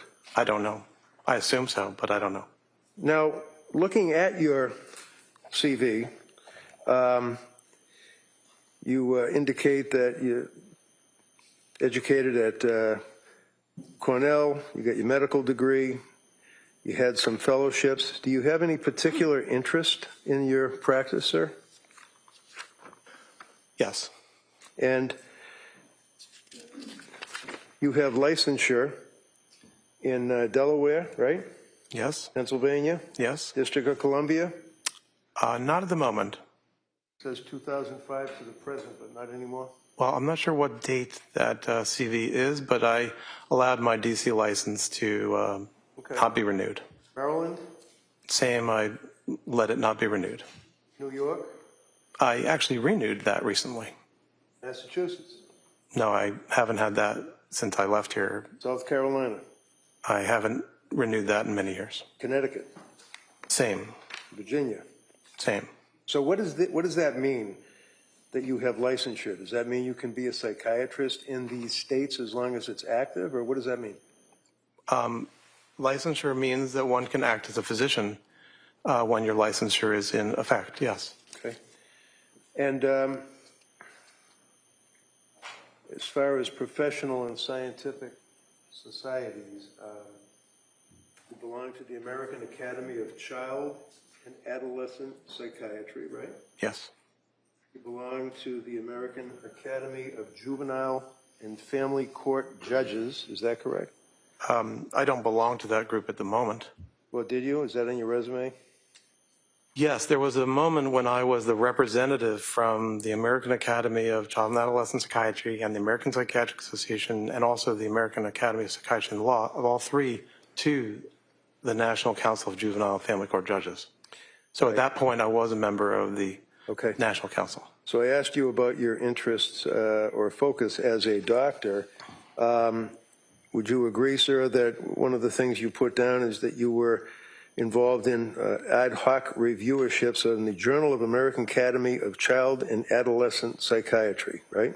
It does say that, yes. And then American Journal of Addictions? Yes. Pediatric Quality and Safety? Yes. That's dealing with little kids, right? Pediatrics? Well, at the Children's Hospital of Philadelphia, we see patients up to 24. Okay. At Nemours, I believe up to 21. So you also express interest in child psychiatry. This comes under academic responsibilities. Child psychiatry, right? Yes. You have been involved in the doctoring course for first-year medical students, right? Yes. Supervision of adult psychiatry residents, right? Yes. Clinical evaluation, Department of Psychiatry, dealing with children and adolescents, right? I'm not sure that last one that you read, but... Number 8 on... No, but what does it say in its entirety? Ongoing clinical education of PGY3 residents, Department of Psychiatry, Georgetown University Hospital, Institute for Children and Adolescents. Do you mean Regional Institute for Children and Adolescents? Resume, I don't know what it means. I'm just wanting to make sure I'm responding to your question. Do you have it with you? I mean, you can look The at it. Regional Institute for Children and Adolescents was a residential center in outside the Beltway where I served for 3 years. Okay. The focus, nevertheless, is on children and adolescents, right? Not at that time. What you mean when I was at Georgetown? I'm just looking at your resume. Okay. How about lecture on patient safety and quality improvement in child and adolescent mental health? That something that you were involved with as a lecturer, sir? Yes, about Okay. patient safety and quality, yes. The answer is yes. Yes. Just make it quick. You were a lecturer on a morass returns, adolescent cannabis, doubles lettuce, and other hallucinogen use, dealing with what, pediatrics, kids? Yes. Okay. You also did, under lectures by invitation, that you've been involved with lecturing on wither psychosis in adolescents, right? That was the title of a paper I gave, yes. So the answer is yes, right? The answer is I gave that paper, yes. Okay. Adolescents accused of murder or manslaughter, right? Yes. Okay. Wither psychosis, adolescent killers, a couple of years later, again, maybe an update, right? Right. Divorce for the clinician, right? Right. Divorce legal process and medical, social, and psychiatric sequelae, right? Right. Killer adolescents, drugs, school, and the courts, right? Right. Jumping ahead, 2014, for example, you had the morass returns, adolescent cannabis and other hallucinogens, right? I imagine, yes, I don't know exactly which one you're looking at, but that's the title of a lecture that I was giving. Childhood development and psychopathology, right? Is an interest, right? It is an interest, yes. Childhood development, again, and psychopathology, lecture to the United States Department of Justice, right? Yes. Lecturing to the United States Department of Justice, Department of Immigration, right? Yes. Cognitive bias think tank is another one of the lectures that you gave. Is that correct? Well, it was a committee or a task force that I co-led about the prospect of diagnostic error when people have cognitive biases. And what's a cognitive bias? Just curious. So when you think about diagnoses, there's always a possibility that an individual is sort of guided to one diagnosis or another based on various forms of preconceptions or biases. So a major part of this concept of patient safety is to prevent misdiagnosis. And there are a lot of techniques that are used in medicine and in this case in pediatric hospitals and also in psychiatry to try to make sure that the users or the diagnosticians' biases don't creep into making the wrong diagnosis. Research publications, sir, dealing with neuropsychiatric systemic lupus, erythematosus age, and the neurodevelopment model. That's one of your research publications, right? Yes. Dealing with psychiatric classification from the ancients to DSM-4, psychiatric clinics of North America, right? Yes. Alcohol abuse is another research that you did? I have written or edited several textbooks on substance use disorders. Yes. Okay. So in addition to child and adolescent aspects of psychiatry, you're also interested in focusing in on alcohol abuse, substance-related disorders, alcohol abuse disorders, addictive disorders, treatment of addictive disorders, right? Those are some of the areas of interest, yes. Novel risk factors for central line associated bloodstream infections in critically ill children, right? Yes. And it goes on and on with a lot of your focuses on children, minors, probate court, correct? I don't know about probate court, but... Well, you've had occasion to do evaluations for probate court, haven't you? You'd have to remind me, there was a period when I was the physician leader of the state of Maryland's Office of Forensic Services. Right. So that's what you said on direct, so that's why I'm asking it. But how about the new tools in the toolbox? Proactive prevention of CLABS, 1, in patients with behavioral health and concerns. What does that mean? Well, CLABSI, central line associated bloodstream infections, are something that is a major concern of all hospitals around the country, and preventing them from happening is not only the work of cleaning the apparatus that touches patients, but also we learned that when patients have psychiatric problems, they actually are at a greater risk of developing a central line associated bloodstream infection, which is a significant complication of being in the hospital. So I started that work when I was at Georgetown, when I was an adult, mainly focused on adults, and carried it on when I was at Children's Hospital Philadelphia and at Nemours in terms of the pediatric risks for CLABSI. Okay. How about Clinical Manual of Adolescent Substance Abuse Disorder? That's another one of your chapters, right? Book? I don't think I wrote a book about adolescent substance use. Number 29, Mac AH, Clinical Manual of Adolescent Substance Abuse Treatment, Journal of Psychiatric Practice. Yeah, that was a chapter, not a book, but yes. Okay, but nevertheless, your focus and your interest is on adolescents that like to smoke weed and drink, right? No. Okay. Would you agree, sir, that you were interested in the American Psychiatric Press textbook you wrote for substance abuse treatment, right? Yes. All right. And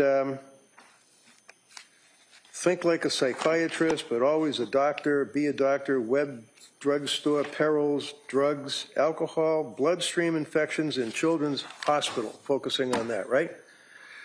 Where in here does it say that you ever came within breathing distance of a pregnant woman and your practice and your interest in your writings?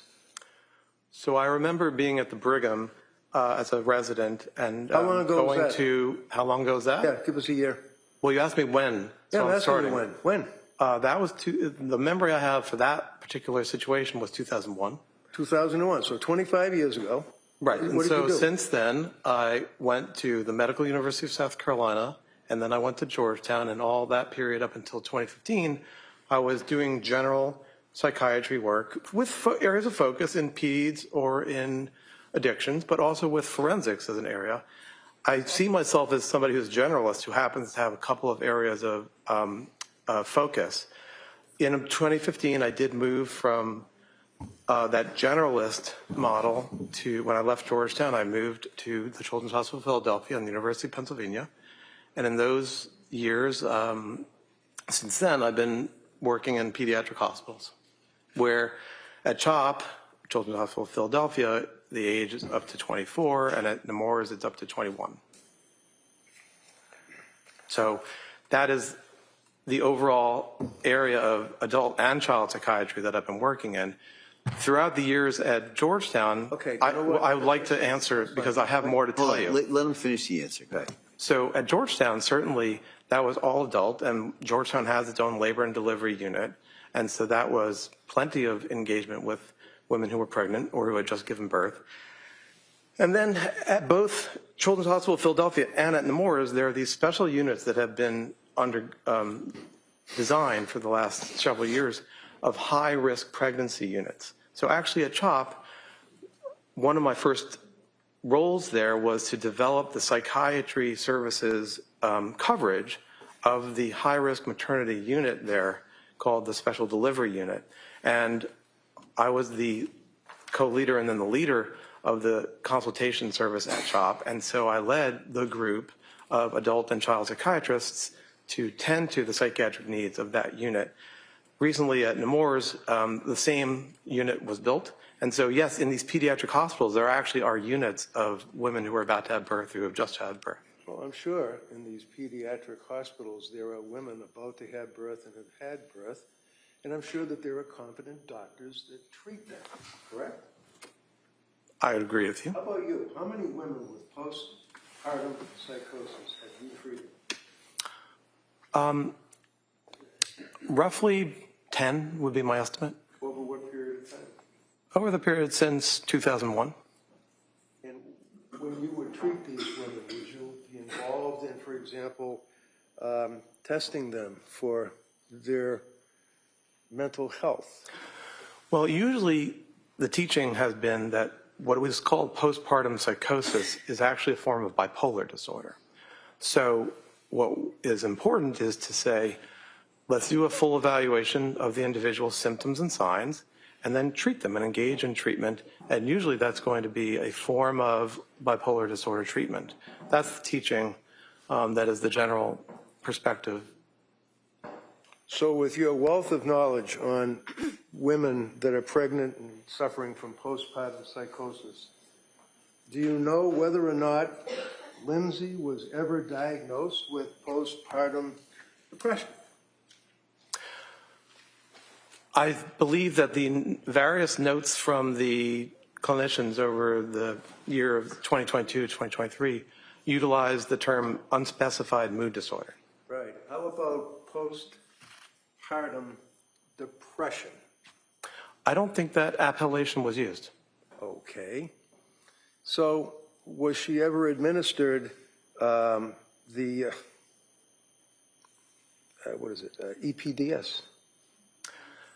You mean the Edinburgh?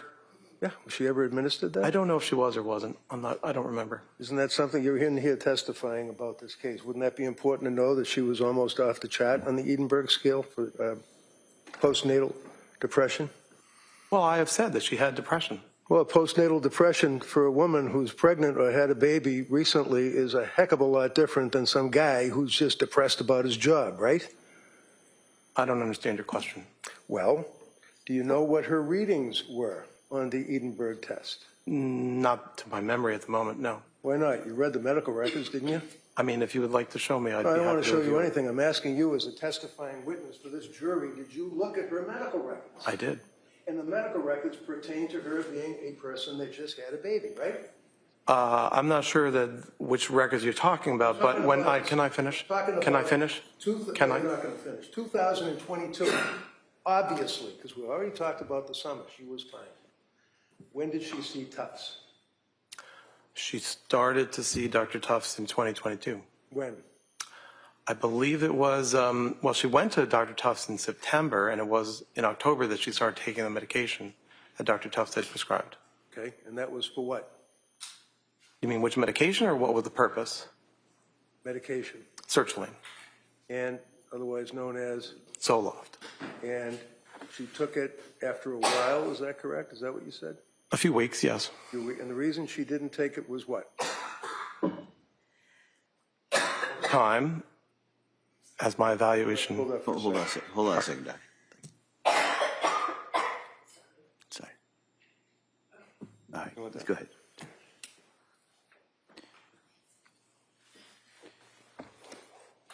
You want him to re-ask that question? I'm okay. Okay.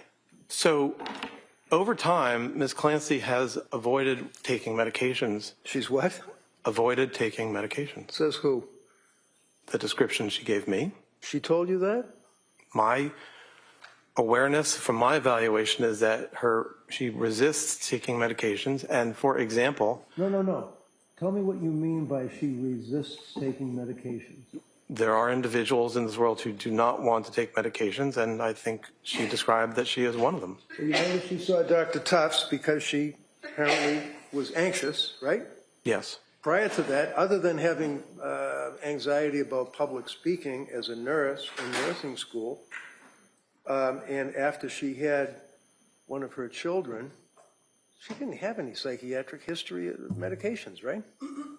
She had not taken medications, but she had had a lifelong degree of anxiety.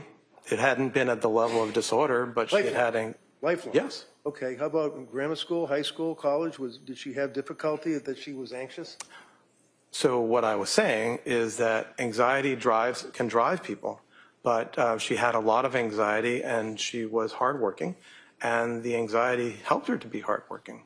But when it comes to medications... Okay, hold on. Mr. Reddington, go ahead. Doctor, finish the question. But when it comes to medications, she described that she didn't want to take medications. And an example was the time that, after the birth of her second child, that sertraline had been prescribed, but she chose to get through her anxiety and depression by exercising. And that is something that people do.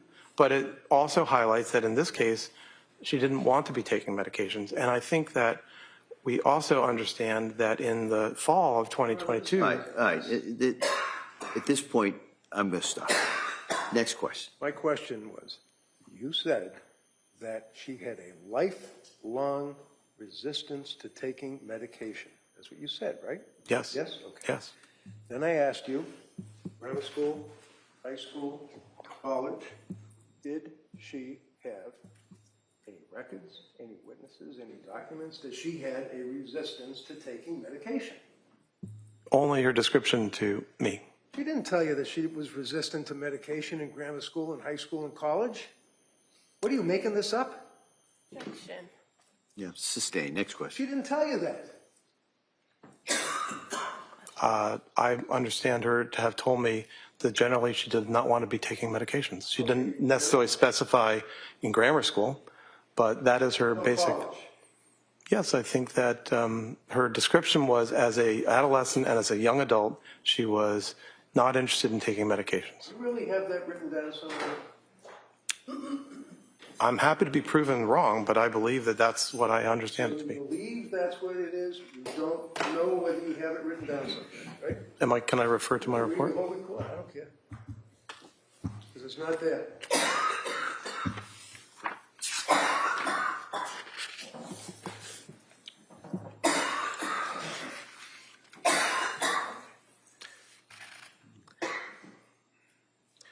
Well, on page 8, what I had written was, Ms. Clancy's reluctance to take medication generally was accompanied by her concern for medications entering her breast milk. So the general... Breast milk, she's pregnant. Come on. That's the only time that she indicates that she did not want to take, except for benzos, medication because she was breastfeeding, right? I don't agree. I'm happy to be proven wrong, but my understanding is that she described that she generally did not want to take medication, All right. benzodiazepines included. Let's not guess, all right? Let's look at Dr. Mack's report, okay? Medication history. During the period before January 24 23, she was taking several medications, and that would be Tufts and Gelada and all the rest of them, right? Okay. Is that right? I didn't exactly hear your question. I'm sorry. Can you repeat it? You said in your report, defendant was taking several medications that had been prescribed for her, right? In the fall and December of 2022, yes. So it's real easy. It's Tufts and Gelada that were prescribing these meds, right?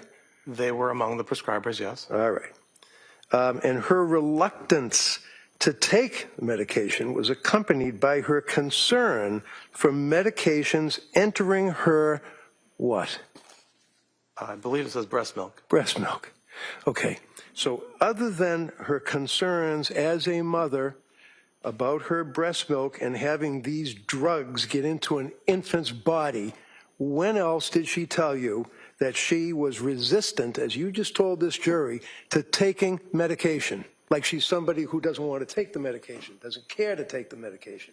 Where is it? Overall. Well, I didn't say that she didn't care. Okay, how about if she was resistant? My recollection, and I'm happy to, if you would like me to spend time finding it, Prove I'd you're be wrong, happy I know. to. What? Prove you're wrong. It's not in your report, though, is it? Okay. Okay, we'll leave it at that.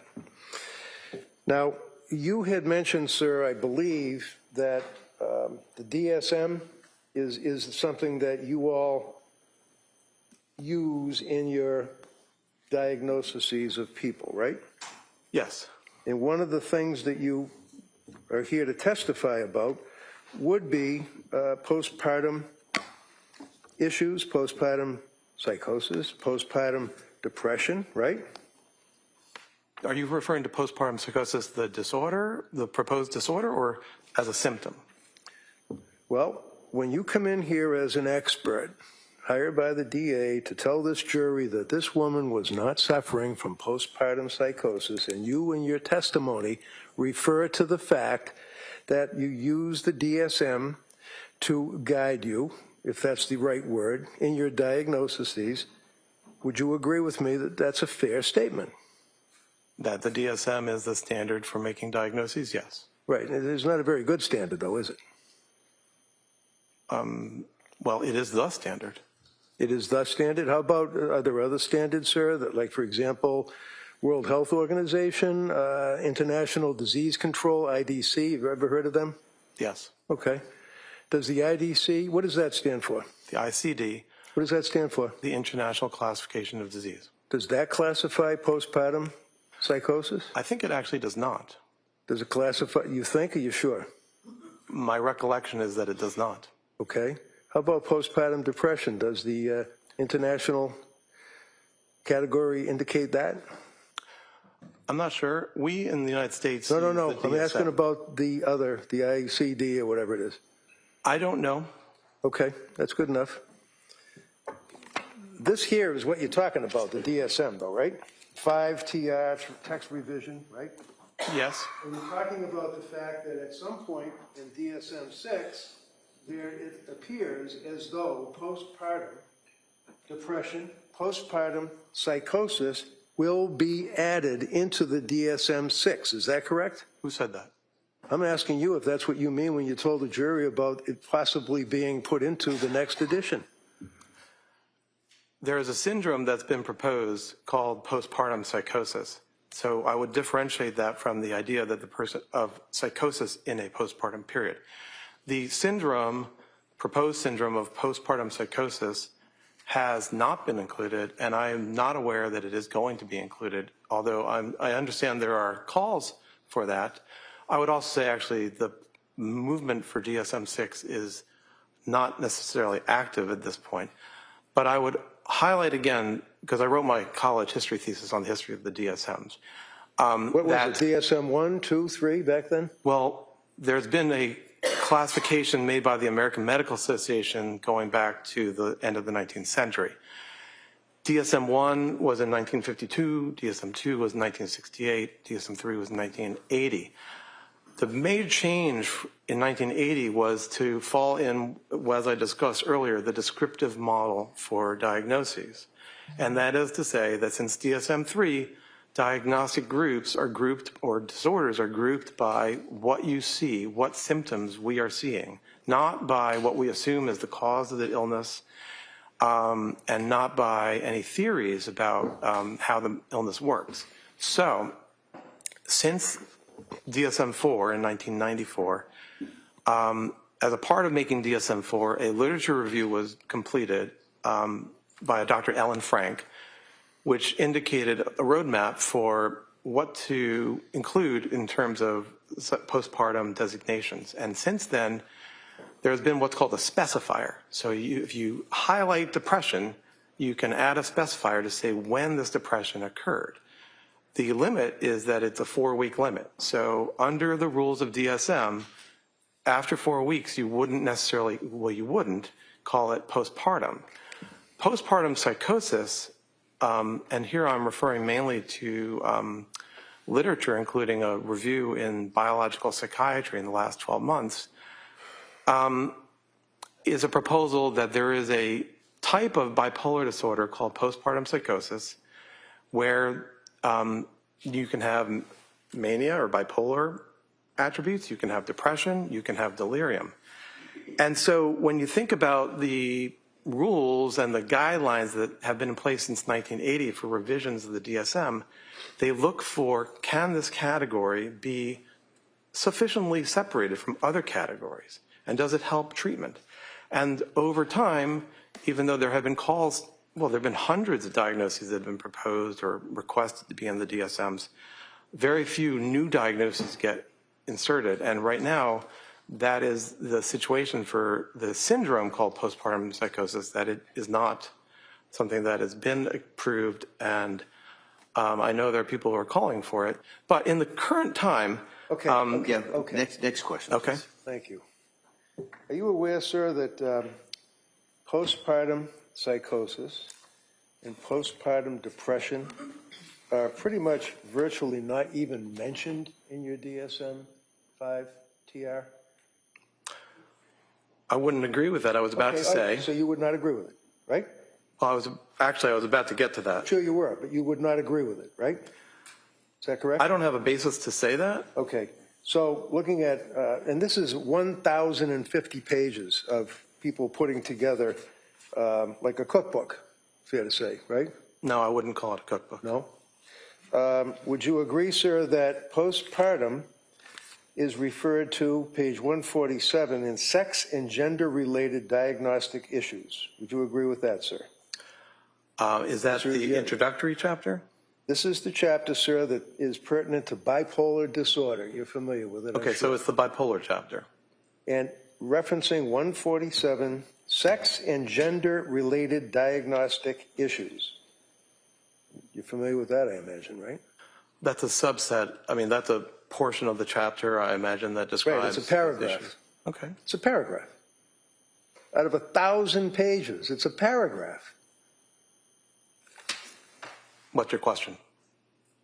Women may be more likely to experience rapid cycling and mixed states and to have patterns of comorbidity that differ from those of men, including higher rates of lifetime eating disorders. Come on. This is what they talk about with postpartum psychosis and postpartum depression, eating disorders, and the difference between women and men? Is that your question? I'm not sure I understand your question. How you answer it, yeah. What's your question? Postpartum disorders, sir, the difference between women and men, and they make reference to eating disorders? Well, I think the section header, if you don't mind reading it again, was aspects about gender. And so in that section, I imagine they're describing it. I didn't write the DSM, so I'm not here to represent it. Okay. I can just tell you about it. All right. Okay, right here. Sex and gender-related diagnostic issues, right? Would you agree that's under the bipolar and related disorder section? Yeah. The DSM, okay. Page 147 talks about women more likely to experience rapid cycling and mixed states and have patterns of comorbidity that differ from those of men, including higher rates of lifetime eating disorders, right? Did I read that right? That's all right. Yeah, okay. And then it goes on for the rest of the paragraph that women with bipolar 1, read along, or 2 disorder are more likely to experience depressive symptoms than are men. Did I read that right? Yeah. That they, meaning women apparently, have a higher lifetime risk of alcohol use disorder than men. Really? Did I read that right? Yes. And that they also, and much greater likelihood of alcohol misuse disorder than women in the general population. Some women with bipolar disorder experience exacerbation of mood symptoms during their premenstrual time period. Right? It says that, yeah. Yeah. And that this has been associated with a worse course of illness. Many women with bipolar disorder also report severe emotional disturbances during perimenopause when estrogen levels are decreasing. Did I read that right? Sorry. Wait, because It does say that. okay. And that there does not appear to be an increased risk of mood episodes in pregnant women with bipolar disorder, except for those who discontinue medications for pregnancy, right? Is that what it says that in the DSM? Yes, Right. it does. So what does that tell you, in 25 words or less, sir, when that sentence, where it talks about, there does not appear to be an increased risk of mood episodes in pregnant women with bipolar disorder, except for those who discontinue medication for pregnancy. What does that mean? What it means is when thinking about women who have bipolar disorder who are pregnant, the risk of having either a manic episode or a hypomanic episode or a depressive episode generally stays stable compared to when the person is not pregnant, except in people who do not take medications for bipolar during the pregnancy. And then it goes on to read, the specifier with peripartum onset should be used for mood episodes that begin during pregnancy or within 4 weeks of delivery. Is that the 4-week cutoff that you're telling the jury about? That's the 4-week cutoff that's on that specifier, the peripartum specifier. Yes. When was this last amended? 1958? You're talking about the 4-week number? Yeah.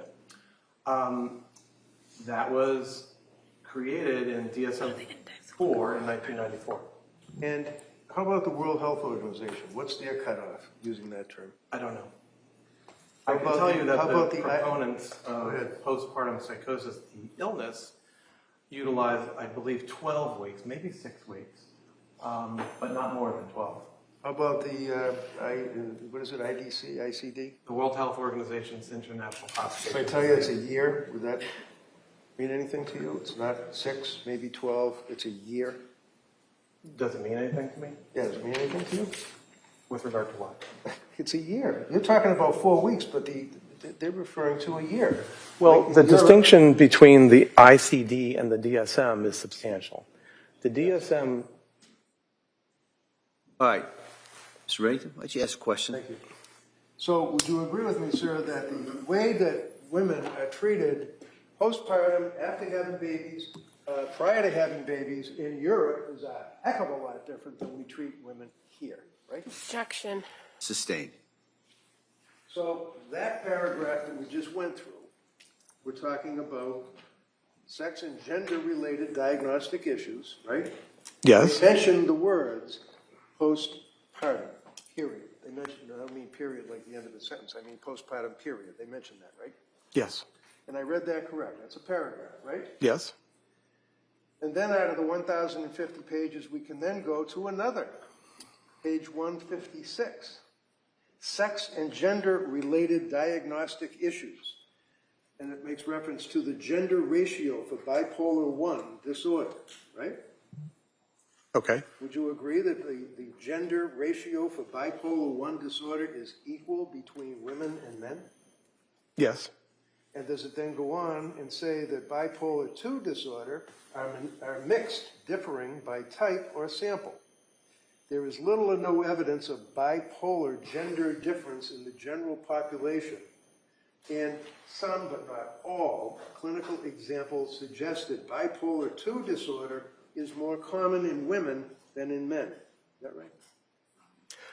It may be. It As may I be was... because you want to look at it, or it may be because they might be wrong. Well, women have depression more than men, unfortunately. And so that is something that it gets reflected when it comes to bipolar type 2. So patterns of illness and comorbidity, however, differ by sex, with females being more likely than males to report hypomania. Does that sound right? It sounds right. And that women would have mixed depressive features and a rapid cycling course, correct? That sounds right. And childbirth may be a trigger for the hypomanic episode, which can occur in 10 to 20% of females. In non-clinical populations, most typically in the early postpartum period. Does that sound right to you? It sounds, I mean, you're reading it, so I agree. Yeah. Okay. Okay. And there's a big difference between DSM and WHO, right? I don't know the WHO's 12 months, what it refers to. When it comes to the proposed postpartum psychosis, one of the elements of the proposal is that it is particularly related to the physiologic changes that happen at the time of birth. And actually, one of the objections that that group has to the way that the DSM is written right now is that they would like it to be solely post-birth rather than one that encompasses pregnancy and birth, because it aligns with the theory that this type of disorder is related to those physiologic changes. So the timing of being closest to birth is instrumental in that proposal for postpartum psychosis, the disorder. When it's described as a disorder that occurs almost right away at the time of birth. And it is urgent. Who says that? Who? The literature on postpartum psychosis, whether it's postpartum psychosis. What literature? It's not in the Bible, right? Well, it's not in the Bible, but the reports by the people who are advocates, an expert consensus panel who are advocates for inclusion of the syndrome of postpartum psychosis. And they've been trying real hard. Let him finish. Well, he's just going to go on for another half hour. I'll finish, Doctor. Go ahead. I don't have anything more, sorry. All right, go ahead. Would you agree with me, sir, as it relates to this panel of people that you're talking about, these are the people that are trying to get postpartum psychosis, postpartum depression into the DSM-6, right? I don't think they're trying to get postpartum depression included because it already is there. In the two paragraphs that I just read? No. Okay, is there somewhere else that talks about postpartum depression? Yes. Okay, where? Well, the report mentions, and I'll find for you what are called the specifiers, where for both bipolar disorder and also for depressive disorders. There you go. Well, it's in there, but I'll find it in the book. Okay. Why don't you look for it? Why don't we do one thing at a time? Yeah, I'd Right? like to And that finish would speaking. be, you said you're going to find it. Just find it. Okay. And then once you find it, then we'll go on to the second part, which would be asking questions and answering questions. Okay.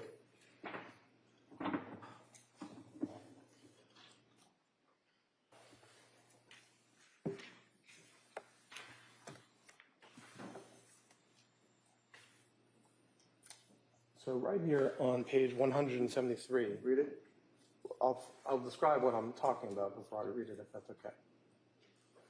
So this is the section, actually starts on page 169, where it goes through what are called the specifiers for the bipolar disorders. And so those include with atypical features, with rapid cycling, with melancholic features. And here on page 173 is the portion about with peripartum onset.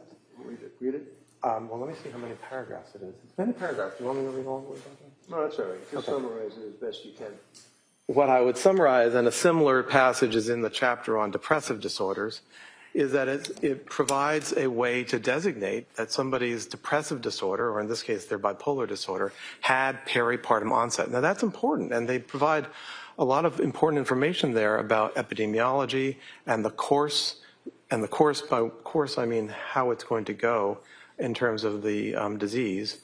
That's what the DSM does. Besides giving criteria for disorders, it provides basic information about course, epidemiology, and the features that the individual has. So there's a similar section in the depressive disorders. Let's stick with the section that you just pointed out. Okay? Yes, sir.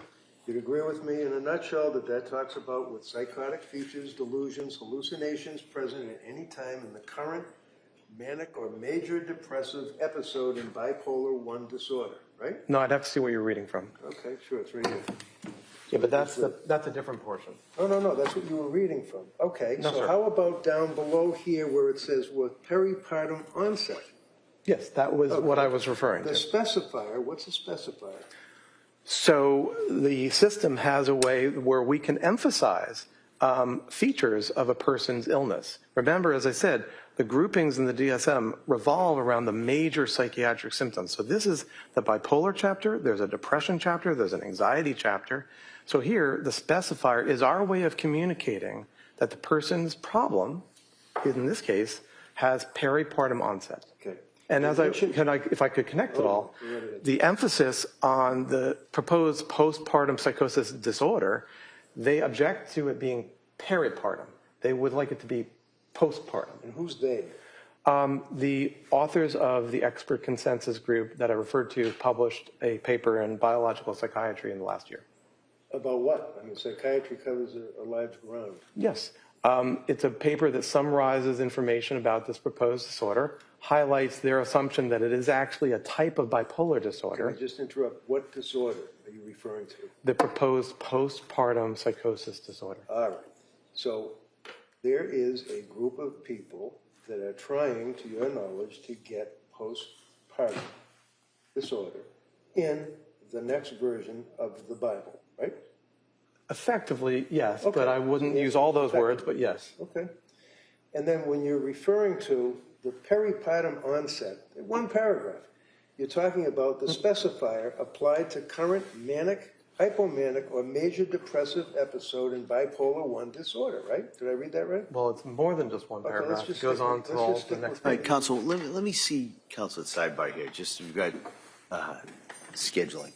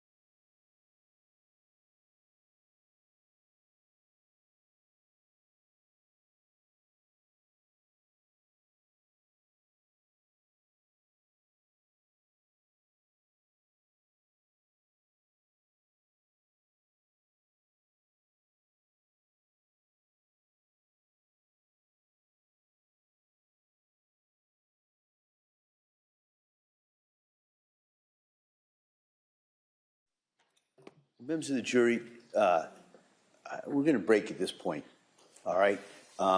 So you know what I'm going to tell you, all right? You've now heard more evidence. You've heard testimony from a number of people. You've got more and more exhibits, but you still have to keep that open mind, all right? Because you haven't heard all the evidence. You haven't heard the closing arguments, as I've said before. You haven't even heard the law that you are to apply to this in arriving at your verdict. So I'm going to stress, as I always do, don't talk about this case. Don't read anything about it. Don't listen to anything about it. Just guard against that and really keep an open mind, all right? So I'm going to excuse you till Monday morning, and then I ask you to be here hopefully at 9 o'clock. We'll come back out, and we'll continue with the evidence, all right? And as I'm telling you, we are well on schedule, all right? So I don't want to get ahead of myself, but in case you're wondering, we are definitely well on schedule, much because of your work on this. So I hope everybody has a nice weekend. Maybe it'll stop raining, get outside a little bit. So again, thank you for all your time and dedication on this, and we'll see you on Monday. Okay? All rise, please, your testing.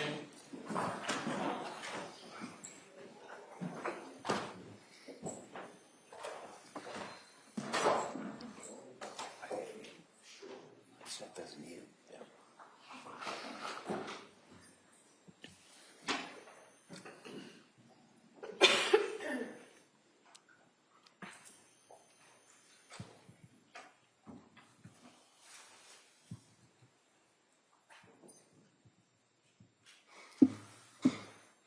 Back to the floor of this court's in session. Doctor, you may sit down. Oh, am I excused, sir? You talk to the DA's office and the guys at schedule. We did discuss that. Okay. All right. Counsel, anything else we need to address before Monday? No. No, Your Honor. All right. And so the plan would be we'll continue with the Commonwealth's rebuttal. At some point, we'll do the final charge conference, and we'll go from there. So I want to thank everybody for their work. I hope everybody has a nice weekend. Thank you. Court, all rise.